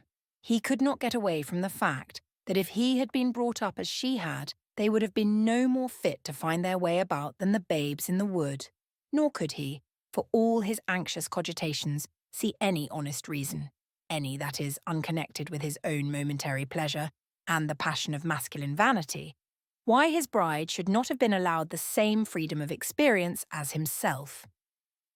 Such questions, at such an hour, were bound to drift through his mind, but he was conscious that their uncomfortable persistence and precision were due to the inopportune arrival of the Countess Olenska. Here he was at the very moment of his betrothal, a moment for pure thoughts and cloudless hopes, pitchforked into a coil of scandal which raised all the special problems he would have preferred to let lie.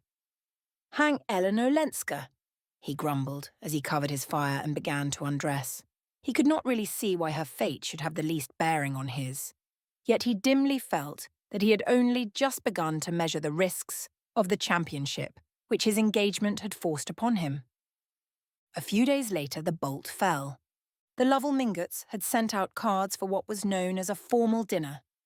That is, 3 extra footmen, 2 dishes for each course, and a Roman punch in the middle, and had headed their invitations with the words, "To meet the Countess Olenska," in accordance with the hospitable American fashion which treats strangers as if they were royalties, or at least as their ambassadors.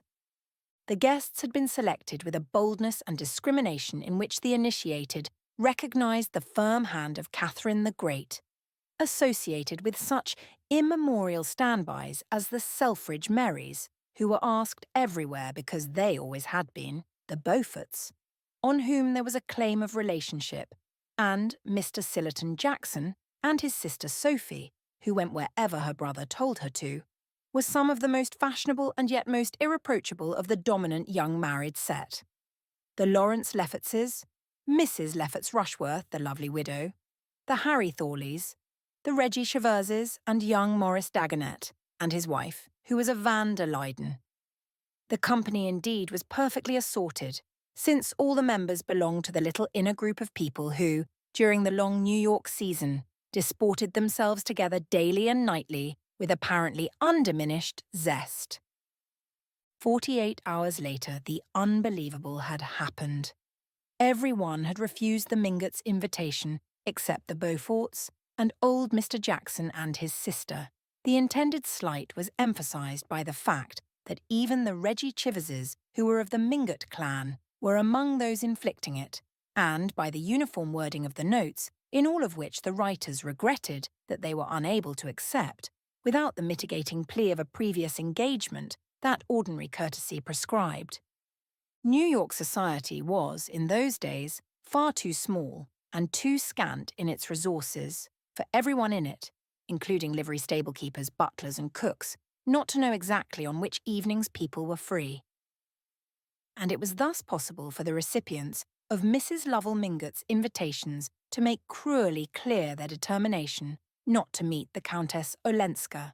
The blow was unexpected, but the Mingotts, as their way was, met it gallantly. Mrs. Lovell Mingott confided the case to Mrs. Welland, who confided it to Newland Archer, who, aflame at the outrage, appealed passionately and authoritatively to his mother, who, after a painful period of inward resistance and outward temporizing, succumbed to his instances, as she always did, and immediately, embracing his cause with an energy redoubled by her previous hesitations, put on her grey velvet bonnet and said, "I'll go and see Louisa van der Leyden." The New York of Newland Archer's day was a small and slippery pyramid, in which as yet hardly a fissure had been made, or a foothold gained. At its base was a firm foundation of what Mrs. Archer called plain people. An honourable but obscure majority of respectable families who, as in the case of the Spicers, or the Leffertses, or the Jacksons, had been raised above their level by marriage with one of the ruling clans.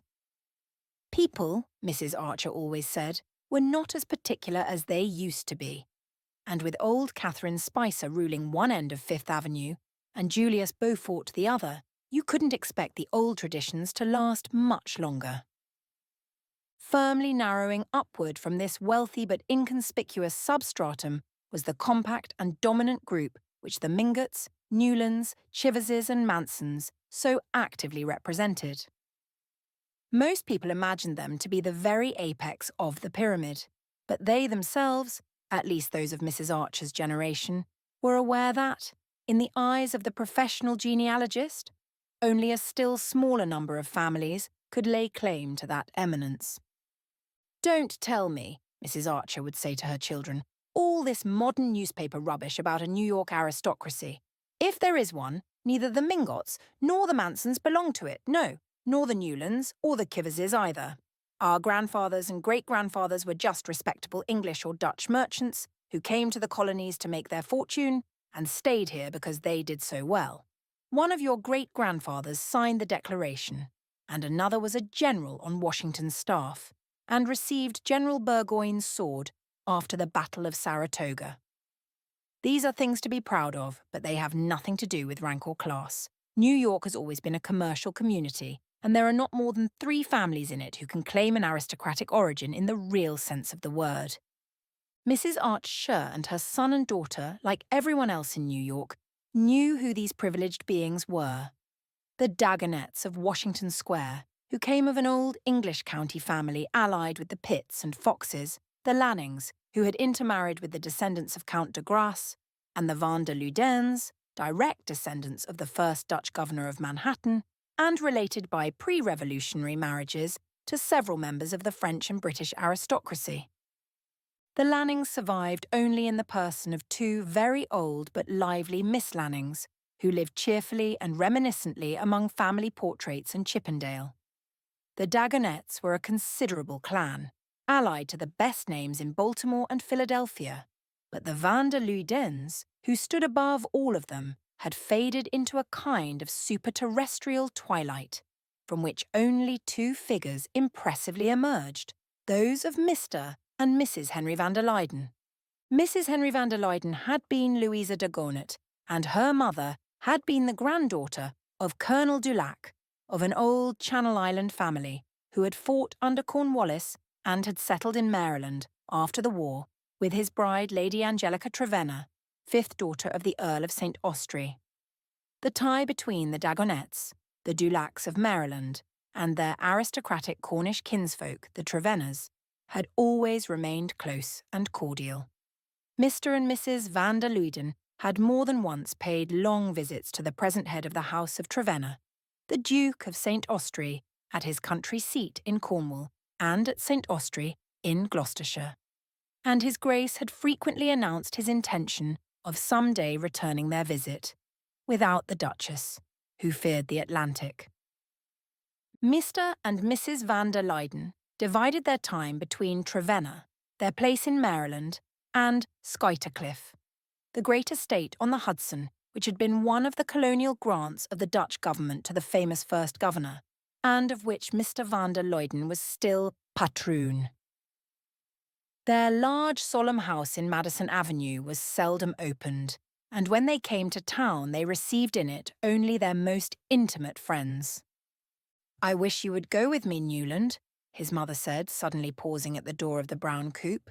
"Louisa is fond of you, and of course it's on account of dear May that I'm taking this step, and also because if we don't all stand together there'll be no such thing as society left." 7.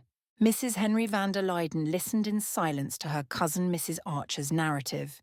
It was all very well to tell yourself in advance that Mrs. van der Luyden was always silent, and that, though non-committal by nature and training, she was very kind to the people she really liked. Even personal experience of these facts was not always a protection from the chill that descended on one in the high-ceilinged, white-walled Madison Avenue drawing-room, with the pale brocaded armchairs, so obviously uncovered for the occasion, and the gauze still veiling the ormolu mantel ornaments, and the beautiful old carved frame of Gainsborough's Lady Angelica Dulac. Mrs. van der Luyden's portrait by Huntington, in black velvet and Venetian point, faced that of her lovely ancestress. It was generally considered as fine as a cabanel, and, though 20 years had elapsed since its execution, was still a perfect likeness. Indeed, the Mrs. van der Luyden who sat beneath it listening to Mrs. Archer might have been the twin sister of the fair and still youngish woman drooping against a gilt armchair before a green rep curtain. Mrs. van der Luyden still wore black velvet and Venetian point when she went into society, or rather, since she never dined out, when she threw open her own doors to receive it. Her fair hair, which had faded without turning grey, was still parted in flat, overlapping points on her forehead, and the straight nose that divided her pale blue eyes was only a little more pinched about the nostrils than when the portrait had been painted. She always indeed struck Newland Archer as having been rather gruesomely preserved in the airless atmosphere of a perfectly irreproachable existence, as bodies caught in glaciers keep for years a rosy life in death. Like all his family, He esteemed and admired Mrs. van der Luyden, but he found her gentle bending sweetness less approachable than the grimness of some of his mother's old aunts, fierce spinsters who said no, on principle before they knew what they were going to be asked. Mrs. van der Luyden's attitude said neither yes nor no, but always appeared to incline to clemency till her thin lips, wavering into the shadow of a smile, made the almost invariable reply, "I shall first have to talk this over with my husband." She and Mr. van der Luyden were so exactly alike that Archer often wondered how, after 40 years of the closest conjugality, two such merged identities ever separated themselves enough for anything as controversial as a talking over. But, as neither had ever reached a decision without prefacing it by this mysterious conclave, Mrs. Archer and her son, having set forth their case, waited resignedly for the familiar phrase. Mrs. van der Luyden, however, who had seldom surprised anyone, now surprised them by reaching her long hand toward the bell rope. "I think," she said, "I should like Henry to hear what you have told me." A footman appeared, to whom she gravely added, "If Mr. van der Luyden has finished reading the newspaper, please ask him to be kind enough to come." She said reading the newspaper in the tone in which a minister's wife might have said, presiding at a cabinet meeting, not from any arrogance of mind, but because the habit of a lifetime and the attitude of her friends and relations had led her to consider Mr. van der Luyden's least gesture as having an almost sacerdotal importance. Her promptness of action showed that she considered the case as pressing as Mrs. Archer, but, lest she should be thought to have committed herself in advance, she added with the sweetest look, "Henry always enjoys seeing you, dear Adeline, and he will wish to congratulate Newland." The double doors had solemnly reopened, and between them appeared Mr. Henry van der Luyden, tall, spare and frock-coated, with faded fair hair, a straight nose like his wife's, and the same look of frozen gentleness in eyes that were merely pale grey instead of pale blue. Mr. van der Luyden greeted Mrs. Archer with cousinly affability, proffered to Newland low-voiced congratulations couched in the same language as his wife's, and seated himself in one of the brocade armchairs with the simplicity of a reigning sovereign. "I had just finished reading the Times," he said, laying his long fingertips together. "In town, my mornings are so much occupied that I find it more convenient to read the newspapers after luncheon." "Ah, there's a great deal to be said for that plan. Indeed, I think my Uncle Egmont used to say he found it less agitating not to read the morning papers till after dinner," said Mrs. Archer responsively. "Yes, my good father abhorred hurry, but now we live in a constant rush," said Mr. van der Luyden in measured tones, looking with pleasant deliberation about the large shrouded room, which to Archer was so complete an image of its owners. "But I hope you had finished your reading, Henry," his wife interposed. "Quite, quite," he reassured her. "Then I should like Adeline to tell you." "Oh, it's really Newland's story," said his mother, smiling, and proceeded to rehearse once more the monstrous tale of the affront inflicted on Mrs. Lovell Mingott. "Of course," she ended, "Augusta Welland and Mary Mingott both felt that, especially in view of Newland's engagement, you and Henry ought to know." "Ah," said Mr. van der Luyden, drawing a deep breath. There was a silence during which the tick of the monumental ormolu clock on the white marble mantelpiece grew as loud as the boom of a minute gun. Archer contemplated with awe the two slender, faded figures, seated side by side in a kind of viceregal rigidity, mouthpieces of some remote ancestral authority which fate compelled them to wield when they would so much rather have lived in simplicity and seclusion, digging invisible weeds out of the perfect lawns of Skuytercliff, and playing patience together in the evenings. Mr. van der Luyden was the first to speak. "You really think this is due to some intentional interference of Lawrence Lefferts's?" he inquired, turning to Archer. "I'm certain of it, sir. Larry has been going it rather harder than usual lately, if Cousin Louisa won't mind my mentioning it. having rather a stiff affair with the postmaster's wife in their village, or someone of that sort. And whenever poor Gertrude Lefferts begins to suspect anything, and he's afraid of trouble, he gets up a fuss of this kind to show how awfully moral he is, and talks at the top of his voice about the impertinence of inviting his wife to meet people he doesn't wish her to know. He's simply using Madame Olenska as a lightning rod. I've seen him try the same thing often before. "The Leffertses," said Mrs. van der Luyden. "The Leffertses," echoed Mrs. Archer. What would Uncle Egmont have said of Lawrence Lefferts's pronouncing? On anybody's social position, it shows what society has come to. "We'll hope it has not quite come to that," said Mr. van der Luyden firmly. "Ah, if only you and Louisa went out more," sighed Mrs. Archer, but instantly she became aware of her mistake. The van der Luydens were morbidly sensitive to any criticism of their secluded existence. They were the arbiters of fashion, the court of last appeal, and they knew it, and bowed to their fate. But being shy and retiring persons, with no natural inclination for their part, they lived as much as possible in the sylvan solitude of Skuytercliff, and when they came to town, declined all invitations on the plea of Mrs. van der Luyden's health. Newland Archer came to his mother's rescue. "Everybody in New York knows what you and Cousin Louisa represent. That's why Mrs. Mingott felt she ought not to allow this slight on Countess Olenska to pass without consulting you." Mrs. van der Luyden glanced at her husband, who glanced back at her. "It is the principle that I dislike," said Mr. van der Luyden. "As long as a member of a well-known family is backed up by that family, it should be considered final." "It seems so to me," said his wife, as if she were producing a new thought. "I had no idea," Mr. van der Luyden continued, "that things had come to such a pass." He paused and looked at his wife again. "It occurs to me, my dear, that the Countess Olenska is already a sort of relation through Medora Manson's first husband. At any rate, she will be when Newland marries." He turned towards the young man. "Have you read this morning's Times, Newland?" "Why, yes, sir," said Archer, who usually tossed off half a dozen papers with his morning coffee. Husband and wife looked at each other again. Their pale eyes clung together in prolonged and serious consultation.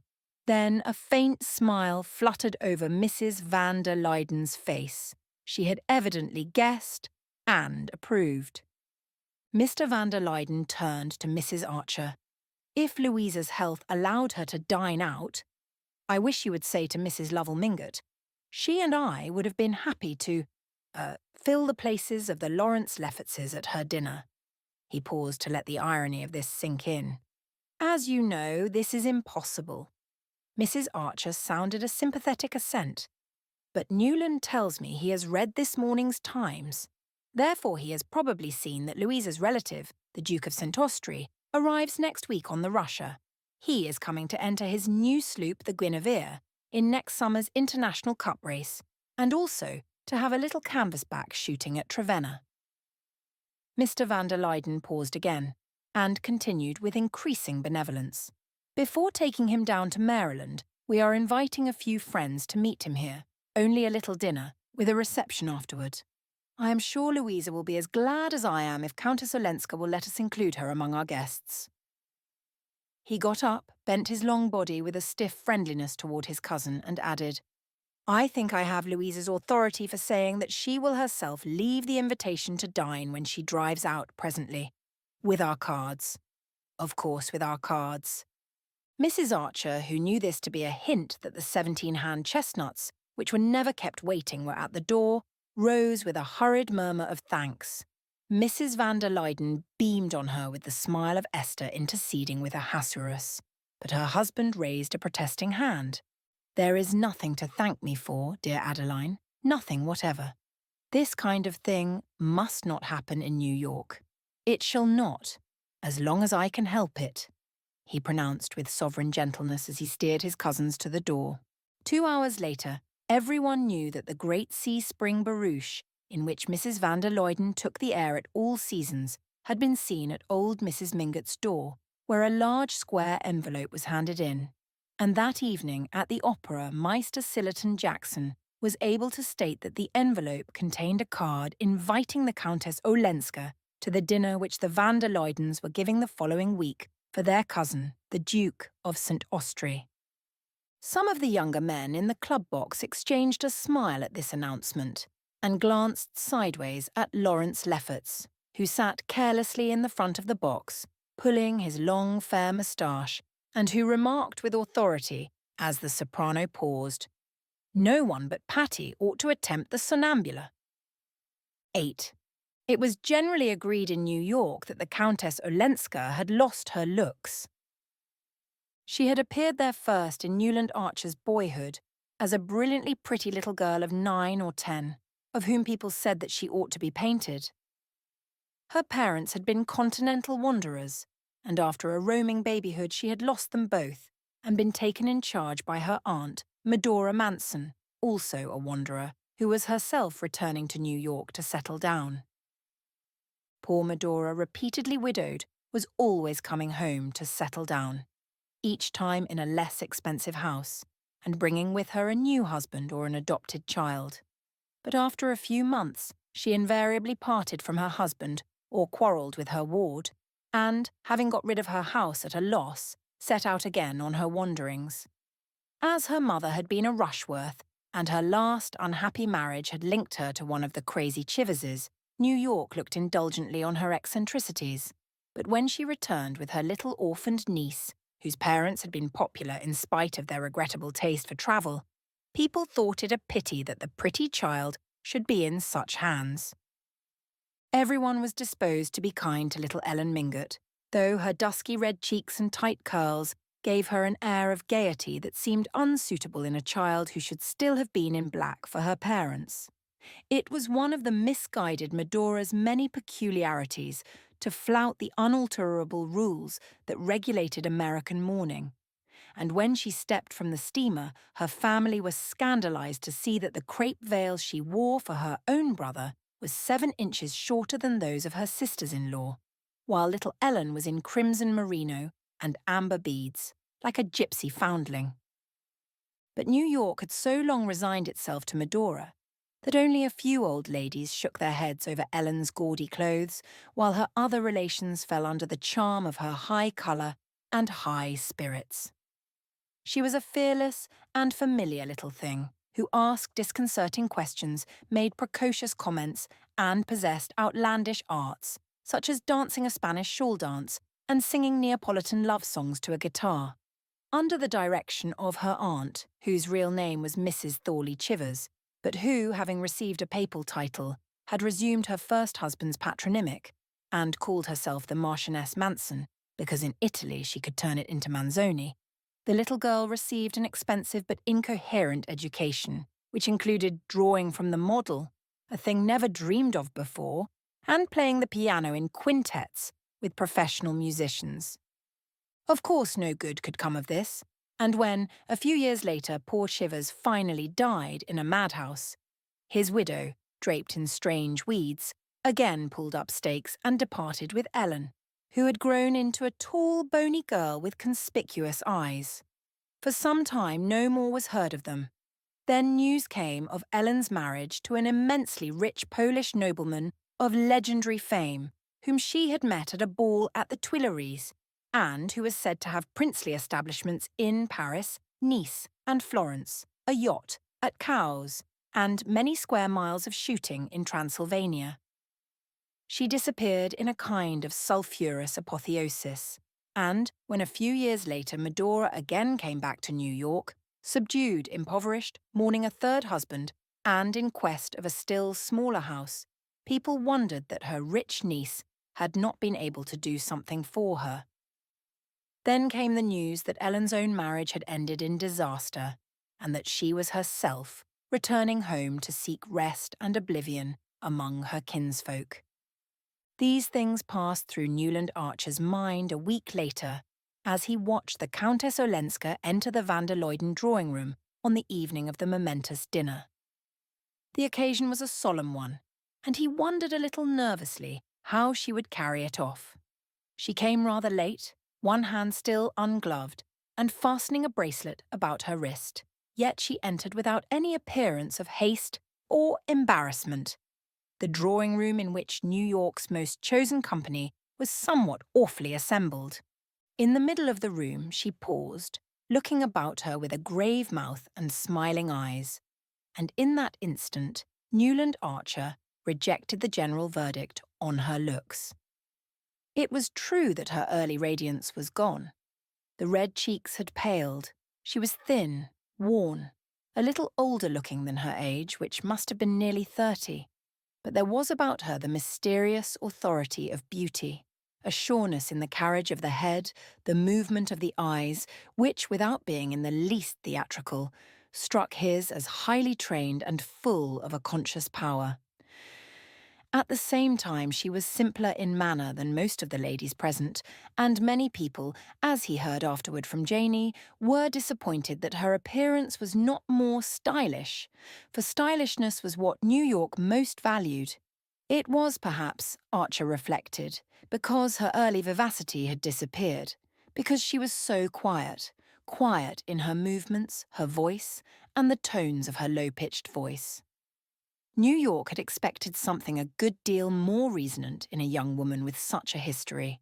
The dinner was a somewhat formidable business. Dining with the van der Luydens was at best no light matter, and dining there with a duke who was their cousin was almost a religious solemnity. It pleased Archer to think that only an old New Yorker could perceive the shade of difference to New York between being merely a duke and being the van der Luydens' duke. New York took stray noblemen calmly, and even, except in the Struthers set, with a certain distrustful hauteur. But when they presented such credentials as these, they were received with an old-fashioned cordiality that they would have been greatly mistaken in ascribing solely to their standing in Debrett. It was for just such distinctions that the young man cherished his old New York even while he smiled at it. The van der Luydens had done their best to emphasize the importance of the occasion. The Du Lac Sèvres and the Trevenna George II plate were out. So was the van der Luyden Lowestoft, East India Company, and the Dagonet Crown Derby. Mrs. van der Luyden looked more than ever like a Cabanel, and Mrs. Archer, in her grandmother's seed pearls and emeralds, reminded her son of an Isaby miniature. All the ladies had on their handsomest jewels, but it was characteristic of the house and the occasion that these were mostly in rather heavy old-fashioned settings, and old Miss Lanning, who had been persuaded to come, actually wore her mother's cameos and a Spanish blonde shawl. The Countess Olenska was the only young woman at the dinner, yet, as Archer scanned the smooth, plump, elderly faces between their diamond necklaces and towering ostrich feathers, they struck him as curiously immature compared with hers. It frightened him to think what must have gone to the making of her eyes. The Duke of St. Austrey, who sat at his hostess's right, was naturally the chief figure of the evening.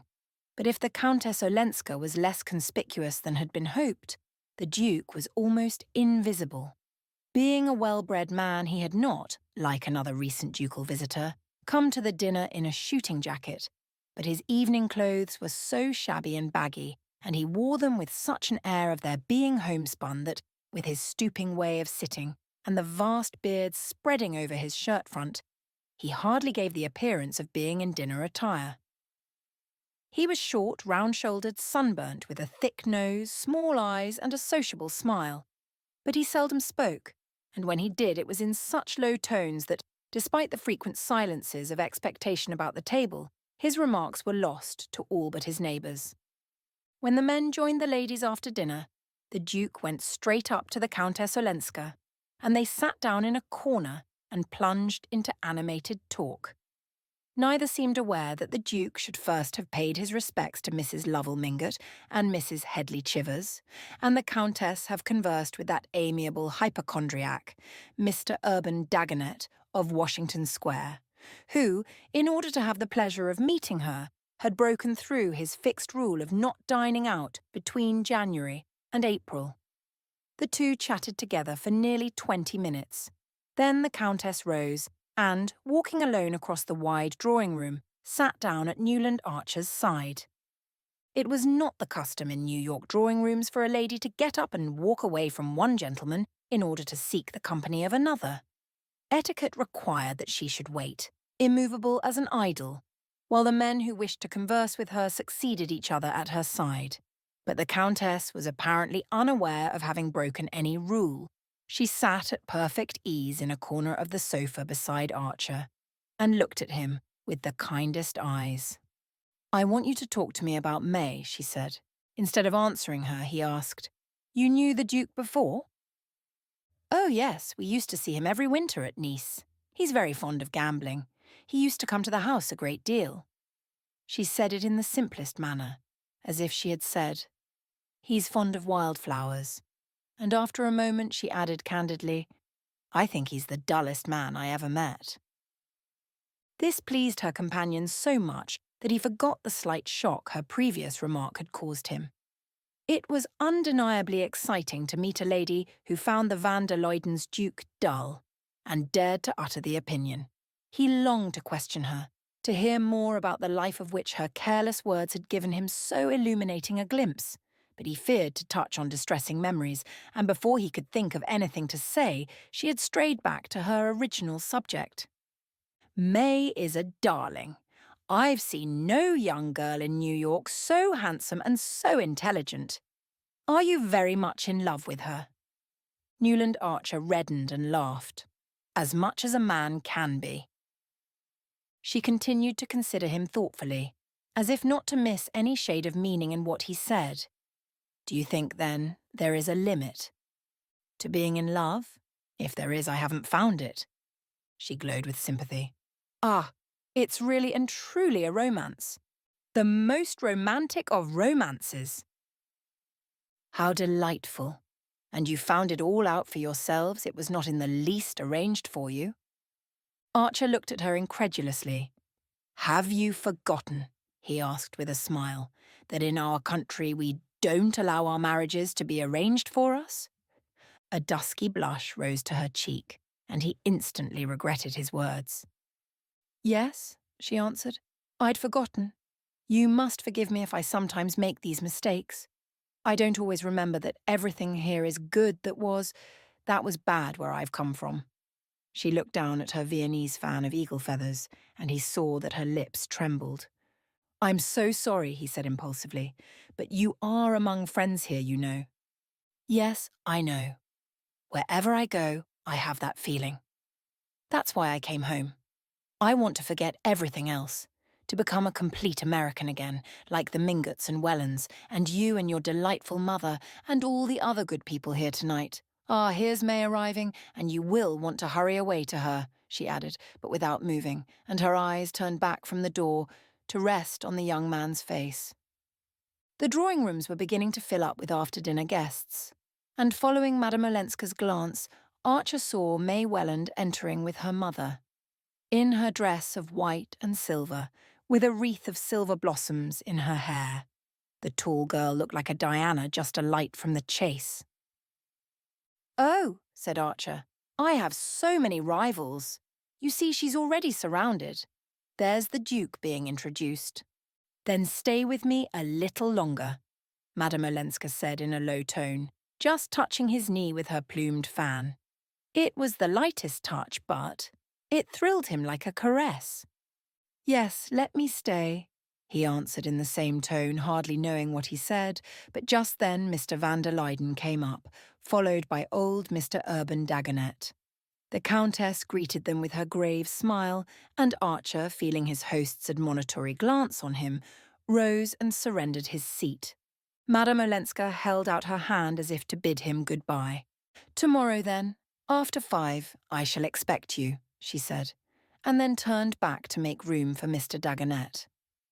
"Tomorrow," Archer heard himself repeating, though there had been no engagement, and during their talk she had given him no hint that she wished to see him again.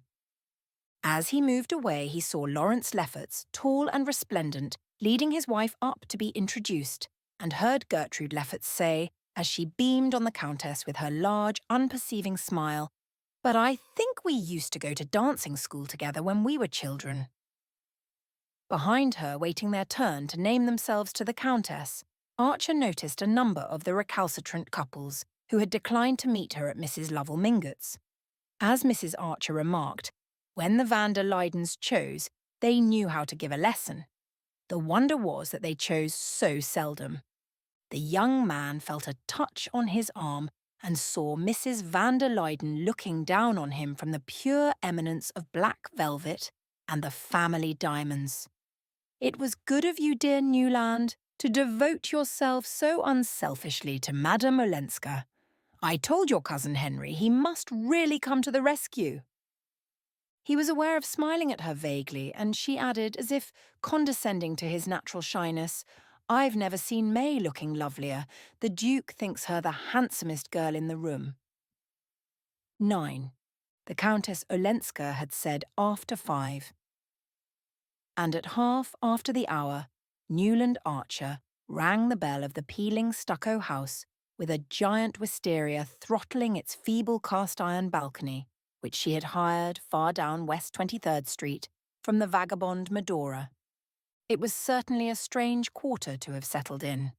Small dressmakers, bird-stuffers, and people who wrote were her nearest neighbours, and further down the dishevelled street, Archer recognised a dilapidated wooden house, at the end of a paved path, in which a writer and journalist called Winsett, whom he used to come across now and then, had mentioned that he lived.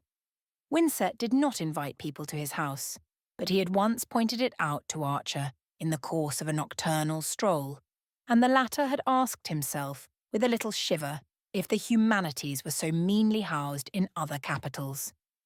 Madame Olenska's own dwelling was redeemed from the same appearance only by a little more paint about the window frames. And as Archer mustered its modest front, he said to himself that the Polish Count must have robbed her of her fortune as well as of her illusions. The young man had spent an unsatisfactory day. He had lunched with the Wellens, hoping afterward to carry off May for a walk in the park. He wanted to have her to himself, to tell her how enchanting she had looked the night before and how proud he was of her, and to press her to hasten their marriage. But Mrs. Welland had firmly reminded him that the round of family visits was not half over, and, when he hinted at advancing the date of the wedding, had raised reproachful eyebrows and sighed out, 12 dozen of everything, hand-embroidered. Packed in the family landau, they rolled from one tribal doorstep to another, and Archer, when the afternoon's round was over, parted from his betrothed with the feeling that he had been shown off like a wild animal cunningly trapped. He supposed that his readings in anthropology caused him to take such a coarse view of what was, after all, a simple and natural demonstration of family feeling. But when he remembered that the Wellens did not expect the wedding to take place till the following autumn, and pictured what his life would be till then, a dampness fell upon his spirit. "Tomorrow," Mrs. Welland called after him, "we'll do the Shiverses and the Dallases." And he perceived that she was going through their two families alphabetically, and that they were only in the first quarter of the alphabet. He had meant to tell May of the Countess Olenska's request, her command rather, that he should call on her that afternoon. But in the brief moments when they were alone he had had more pressing things to say. Besides, it struck him as a little absurd to allude to the matter. He knew that May most particularly wanted him to be kind to her cousin. Was it not that wish which had hastened the announcement of their engagement? It gave him an odd sensation to reflect that, but for the Countess's arrival, he might have been, if not still a free man, at least a man less irrevocably pledged. But May had willed it so, and he felt himself somehow relieved of further responsibility, and therefore at liberty, if he chose, to call on her cousin without telling her. As he stood on Madame Olenska's threshold, curiosity was his uppermost feeling. He was puzzled by the tone in which she had summoned him. He concluded that she was less simple than she seemed. The door was opened by a swarthy, foreign-looking maid, with a prominent bosom under a gay neckerchief, whom he vaguely fancied to be Sicilian. She welcomed him with all her white teeth, and, answering his inquiries by a headshake of incomprehension, led him through the narrow hall into a low, firelit drawing-room. The room was empty, and she left him, for an appreciable time, to wonder whether she had gone to find her mistress, or whether she had not understood what he was there for and thought it might be to wind the clock, of which he perceived that the only visible specimen had stopped. He knew that the southern races communicated with each other in the language of pantomime, and was mortified to find her shrugs and smiles so unintelligible. At length she returned with a lamp, and Archer, having meanwhile put together a phrase out of Dante and Petrarch, evoked the answer, "La signora è fuori, ma verrà subito," which he took to mean, "She's out, but you'll soon see." What he saw, meanwhile, with the help of the lamp, was the faded shadowy charm of a room unlike any room he had known. He knew that the Countess Olenska had brought some of her possessions with her, bits of wreckage, she called them, and these, he supposed, were represented by some small, slender tables of dark wood, a delicate little Greek bronze on the chimney-piece, and a stretch of red damask nailed on the discoloured wallpaper behind a couple of Italian-looking pictures in old frames. Newland Archer prided himself on his knowledge of Italian art. His boyhood had been saturated with Ruskin, and he had read all the latest books, John Addington Symonds, Vernon Lee's Euphorion, the essays of P.G. Hamerton, and a wonderful new volume called The Renaissance by Walter Pater. He talked easily of Botticelli and spoke of Fra Angelico with a faint condescension, but these pictures bewildered him, for they were like nothing that he was accustomed to look at, and therefore able to see, when he travelled in Italy, and that perhaps also his powers of observation were impaired by the oddness of finding himself in this strange empty house, where apparently no one expected him. He was sorry that he had not told May Welland of Countess Olenska's request, and a little disturbed by the thought that his betrothed might come in to see her cousin. What would she think if she found him sitting there with the air of intimacy implied by waiting alone in the dusk at a lady's fireside? But since he had come, he meant to wait, and he sank into a chair and stretched his feet to the logs. It was odd to have summoned him in that way and then forgotten him, but Archer felt more curious than mortified. The atmosphere of the room was so different from any he had ever breathed that self-consciousness vanished in the sense of adventure. He had been before in drawing-rooms hung with red damask, with pictures of the Italian school. What struck him was the way in which Medora Manson's shabby hired house, with its blighted background of pampas grass and Rogers statuettes, had, by a turn of the hand and the skillful use of a few properties, been transformed into something intimate, foreign, subtly suggestive of old romantic scenes and sentiments. He tried to analyse the trick, to find a clue to it in the way the chairs and tables were grouped. In the fact that only 2 Jacqueminot roses, of which nobody ever bought less than a dozen, had been placed in the slender vase at his elbow, and in the vague pervading perfume that was not what one put on handkerchiefs, but rather like the scent of some far-off bazaar, a smell made up of Turkish coffee and ambergris and dried roses. His mind wandered away to the question of what May's drawing-room would look like. He knew that Mr. Welland, who was behaving very handsomely, already had his eye on a newly built house in East 39th Street. The neighbourhood was thought remote, and the house was built in a ghastly greenish-yellow stone that the younger architects were beginning to employ as a protest against the brownstone of which the uniform hue coated New York like a cold chocolate sauce. But the plumbing was perfect. Archer would have liked to travel to put off the housing question. But, though the Wellands approved of an extended European honeymoon, perhaps even a winter in Egypt, they were firm as to the need of a house for the returning couple. The young man felt that his fate was sealed. For the rest of his life he would go up every evening between the cast-iron railings of that greenish-yellow doorstep, and pass through a Pompeian vestibule into a hall with a wainscoting of varnished yellow wood. But beyond that his imagination could not travel. He knew the drawing-room above had a bay window, but he could not fancy how May would deal with it. She submitted cheerfully to the purple satin and yellow tuftings of the Welland drawing-room, to its sham buhl tables and gilt vitrines full of modern sacks. He saw no reason to suppose that she would want anything different in her own house, and his only comfort was to reflect that she would probably let him arrange his library as he pleased, which would be, of course, with sincere Eastlake furniture, and the plain new bookcases without glass doors. The round-bosomed maid came in, drew the curtains, pushed back a log, and said consolingly, "Vera, Vera." When she had gone, Archer stood up and began to wander about. Should he wait any longer? His position was becoming rather foolish. Perhaps he had misunderstood Madame Olenska. Perhaps she had not invited him after all. Down the cobblestones of the quiet street came the ring of a stepper's hooves.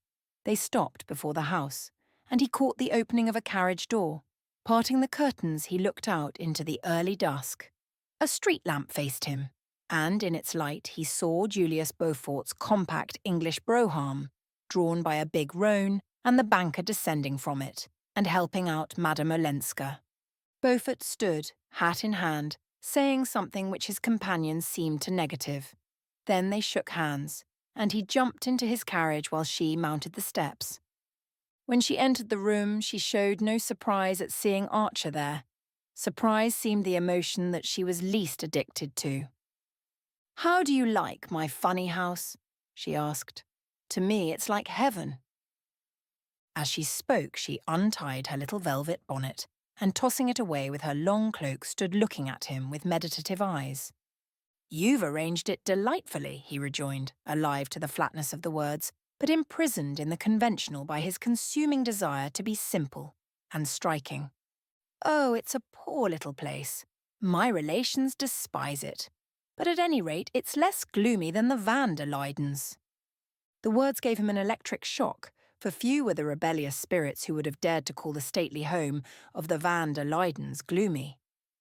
Those privileged to enter it shivered there, and spoke of it as handsome. But suddenly he was glad that she had given voice to the general shiver. "It's delicious, what you've done here," he repeated. "I like the little house," she admitted, "but I suppose what I like is the blessedness of its being here, in my own country and my own town, and then of being alone in it." She spoke so low that he hardly heard the last phrase, but in his awkwardness, he took it up. "You like so much to be alone?" "Yes, as long as my friends keep me from feeling lonely." She sat down near the fire, said, "Nastasia will bring the tea presently," and signed to him to return to his armchair, adding, "I see you've already chosen your corner." Leaning back, she folded her arms behind her head and looked at the fire under drooping lids. "This is the hour I like best, don't you?" A proper sense of his dignity caused him to answer, "I was afraid you'd forgotten the hour. Beaufort must have been very engrossing." She looked amused. "Why, have you waited long? Mr. Beaufort took me to see a number of houses, since it seems I'm not to be allowed to stay in this one." She appeared to dismiss both Beaufort and himself from her mind, and went on. "I've never been in a city where there seems to be such a feeling against living in des quartiers excentriques. What does it matter where one lives? I'm told this street is respectable. It's not fashionable." "Fashionable? Do you all think so much of that? Why not make one's own fashions? But I suppose I've lived too independently. At any rate, I want to do what you all do. I want to feel cared for and safe." He was touched as he had been the evening before when she spoke of her need of guidance. "That's what your friends want you to feel. New York's an awfully safe place," he added with a flash of sarcasm. "Yes, isn't it? One feels that," she cried, missing the mockery. "Being here is like being taken on a holiday when one has been a good little girl and done all one's lessons." The analogy was well meant, but did not altogether please him. He did not mind being flippant about New York, but disliked to hear anyone else take the same tone. He wondered if she did not begin to see what a powerful engine it was, and how nearly it had crushed her. The Lovell Mingott's dinner, patched up in extremis out of all sorts of social odds and ends, ought to have taught her the narrowness of her escape. But either she had been all along unaware of having skirted disaster, or else she had lost sight of it in the triumph of the Van der Luyden evening. Archer inclined to the former theory. He fancied that her New York was still completely undifferentiated, and the conjecture nettled him. Last night, he said, New York laid itself out for you. The Van der Luydens do nothing by halves. No, how kind they are. It was such a nice party. Everyone seems to have such an esteem for them. The terms were hardly adequate. She might have spoken in that way of a tea party at the dear old Miss Lanning's. The Van der Luydens, said Archer, feeling himself pompous as he spoke, are the most powerful influence in New York society. Unfortunately, owing to her health, they receive very seldom. She unclasped her hands from behind her head and looked at him meditatively. Isn't that perhaps the reason? The reason? For their great influence, that they make themselves so rare. He coloured a little, stared at her, and suddenly felt the penetration of the remark. At a stroke she had pricked the Van der Luydens and they collapsed. He laughed and sacrificed them. Nastasia brought the tea with handleless Japanese cups and little covered dishes, placing the tray on a low table. But you'll explain these things to me. You'll tell me all I ought to know, Madame Olenska continued, leaning forward to hand him his cup. It's you who are telling me, opening my eyes to things I'd looked at so long that I'd ceased to see them. She detached a small gold cigarette case from one of her bracelets, held it out to him, and took a cigarette herself. On the chimney were long spills for lighting them. Ah, then we can both help each other. But I want help so much more. You must tell me just what to do. It was on the tip of his tongue to reply, Don't be seen driving about the streets with Beaufort. But he was being too deeply drawn into the atmosphere of the room, which was her atmosphere, and to give advice of that sort would have been like telling someone who was bargaining for attar of roses in Samarkand that one should always be provided with Arctics for a New York winter. New York seemed much farther off than Samarkand, and if they were indeed to help each other, she was rendering what might prove the first of their mutual services by making him look at his native city objectively. Viewed thus, as through the wrong end of a telescope, it looked disconcertingly small and distant. But then, from Samarkand, it would. A flame darted from the logs and she bent over the fire, stretching her thin hands so close to it that a faint halo shone about the oval nails. The light touched to russet the rings of dark hair escaping from her braids and made her pale face paler. There are plenty of people to tell you what to do, Archer rejoined, obscurely envious of them. Oh, all my aunts and my dear old granny. She considered the idea impartially. They're all a little vexed with me for setting up for myself. Poor Granny especially. She wanted to keep me with her, but I had to be free. He was impressed by this light way of speaking of the formidable Catherine, and moved by the thought of what must have given Madame Olenska this thirst for even the loneliest kind of freedom. But the idea of Beaufort gnawed him. I think I understand how you feel, he said. Still, your family can advise you, explain differences, show you the way. She lifted her thin black eyebrows. Is New York such a labyrinth? I thought it so straight up and down like Fifth Avenue, and with all the cross streets numbered. She seemed to guess his faint disapproval of this, and added with the rare smile that enchanted her whole face, If you knew how I like it for just that. The straight up and downness, and the big honest labels on everything. He saw his chance. Everything may be labelled, but everybody is not. Perhaps I may simplify too much, but you'll warn me if I do. She turned from the fire to look at him. There are only two people here who make me feel as if they understood what I mean and could explain things to me, you and Mr. Beaufort. Archer winced at the joining of the names, and then with a quick readjustment, understood, sympathised, and pitied. So close to the powers of evil she must have lived that she still breathed more freely in their air. But since she felt that he understood her also, his business would be to make her see Beaufort as he really was, with all he represented, and abhor it. He answered gently, I understand, but just at first, don't let go of your old friends' hands. I mean the older women, your Granny Mingot, Mrs. Welland, Mrs. van der Leyden. They like and admire you. They want to help you. She shook her head and sighed. Oh, I know, but on condition that they don't hear anything unpleasant. Aunt Welland put it in those very words, when I tried. Does no one want to know the truth here, Mr. Archer? The real loneliness is living among all these kind people who only ask one to pretend. She lifted her hands to her face and he saw her thin shoulders shaken by a sob. Madame Olenska, oh, don't, Ellen, he cried, starting up and bending over her.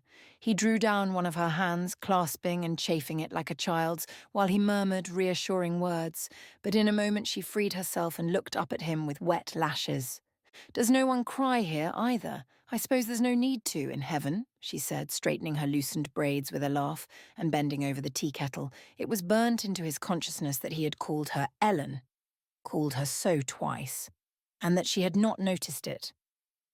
Far down the inverted telescope, he saw the faint white figure of May Welland in New York. Suddenly Nastasia put her head in to say something in her rich Italian. Madame Olenska, again with a hand at her hair, uttered an exclamation of assent, a flashing Gia, Gia, and the Duke of St. Austrey entered, piloting a tremendous black-wigged and red-plumed lady in overflowing furs. My dear Countess, I've brought an old friend of mine to see you, Mrs. Struthers. She wasn't asked to the party last night, and she wants to know you. The Duke beamed on the group, and Madame Olenska advanced with a murmur of welcome toward the queer couple. She seemed to have no idea how oddly matched they were, nor what a liberty the Duke had taken in bringing his companion, and to do him justice, as Archer perceived, the Duke seemed as unaware of it himself. Of course I want to know you, my dear, cried Mrs. Struthers in a round, rolling voice that matched her bold feathers and her brazen wig. I want to know everybody who's young and interesting and charming. And the Duke tells me you like music. Didn't you, Duke? You're a pianist yourself, I believe. Well, do you want to hear Sarasate play tomorrow evening at my house? You know I've something going on every Sunday evening. It's the day when New York doesn't know what to do with itself, and so I say to it, come and be amused. And the Duke thought you'd be tempted by Sarasate. You'll find a number of your friends. Madame Olenska's face grew brilliant with pleasure. How kind, how good of the Duke to think of me. She pushed a chair up to the tea table and Mrs. Struthers sank into it delectably. Of course I shall be too happy to come. That's all right, my dear, and bring your young gentleman with you. Mrs. Struthers extended a hail-fellow hand to Archer. I can't put a name to you, but I'm sure I've met you. I've met everybody here, or in Paris or London. Aren't you in diplomacy? All the diplomatists come to me. You like music too? Duke, you must be sure to bring him. The Duke said rather from the depths of his beard, and Archer withdrew with a stiffly circular bow that made him feel as full of spine as a self-conscious schoolboy among careless and unnoticing elders. He was not sorry for the denouement of his visit. He only wished it had come sooner and spared him a certain waste of emotion. As he went out into the wintry night, New York again became vast and imminent, and May Welland the loveliest woman in it. He turned into his florist's to send her the daily box of lilies of the valley which, to his confusion, he found he had forgotten that morning. As he wrote a word on his card and waited for an envelope, he glanced about the embowered shop and his eye lit on a cluster of yellow roses. He had never seen any as sun-golden before, and his first impulse was to send them to May instead of the lilies. But they did not look like her. There was something too rich, too strong, in their fiery beauty. In a sudden revulsion of mood, and almost without knowing what he did, he signed to the florist to lay the roses in another long box, and slipped his card into a second envelope, on which he wrote the name of the Countess Olenska. Then, just as he was turning away, he drew the card out again and left the empty envelope on the box. They'll go at once? He inquired, pointing to the roses. The florist assured him that they would.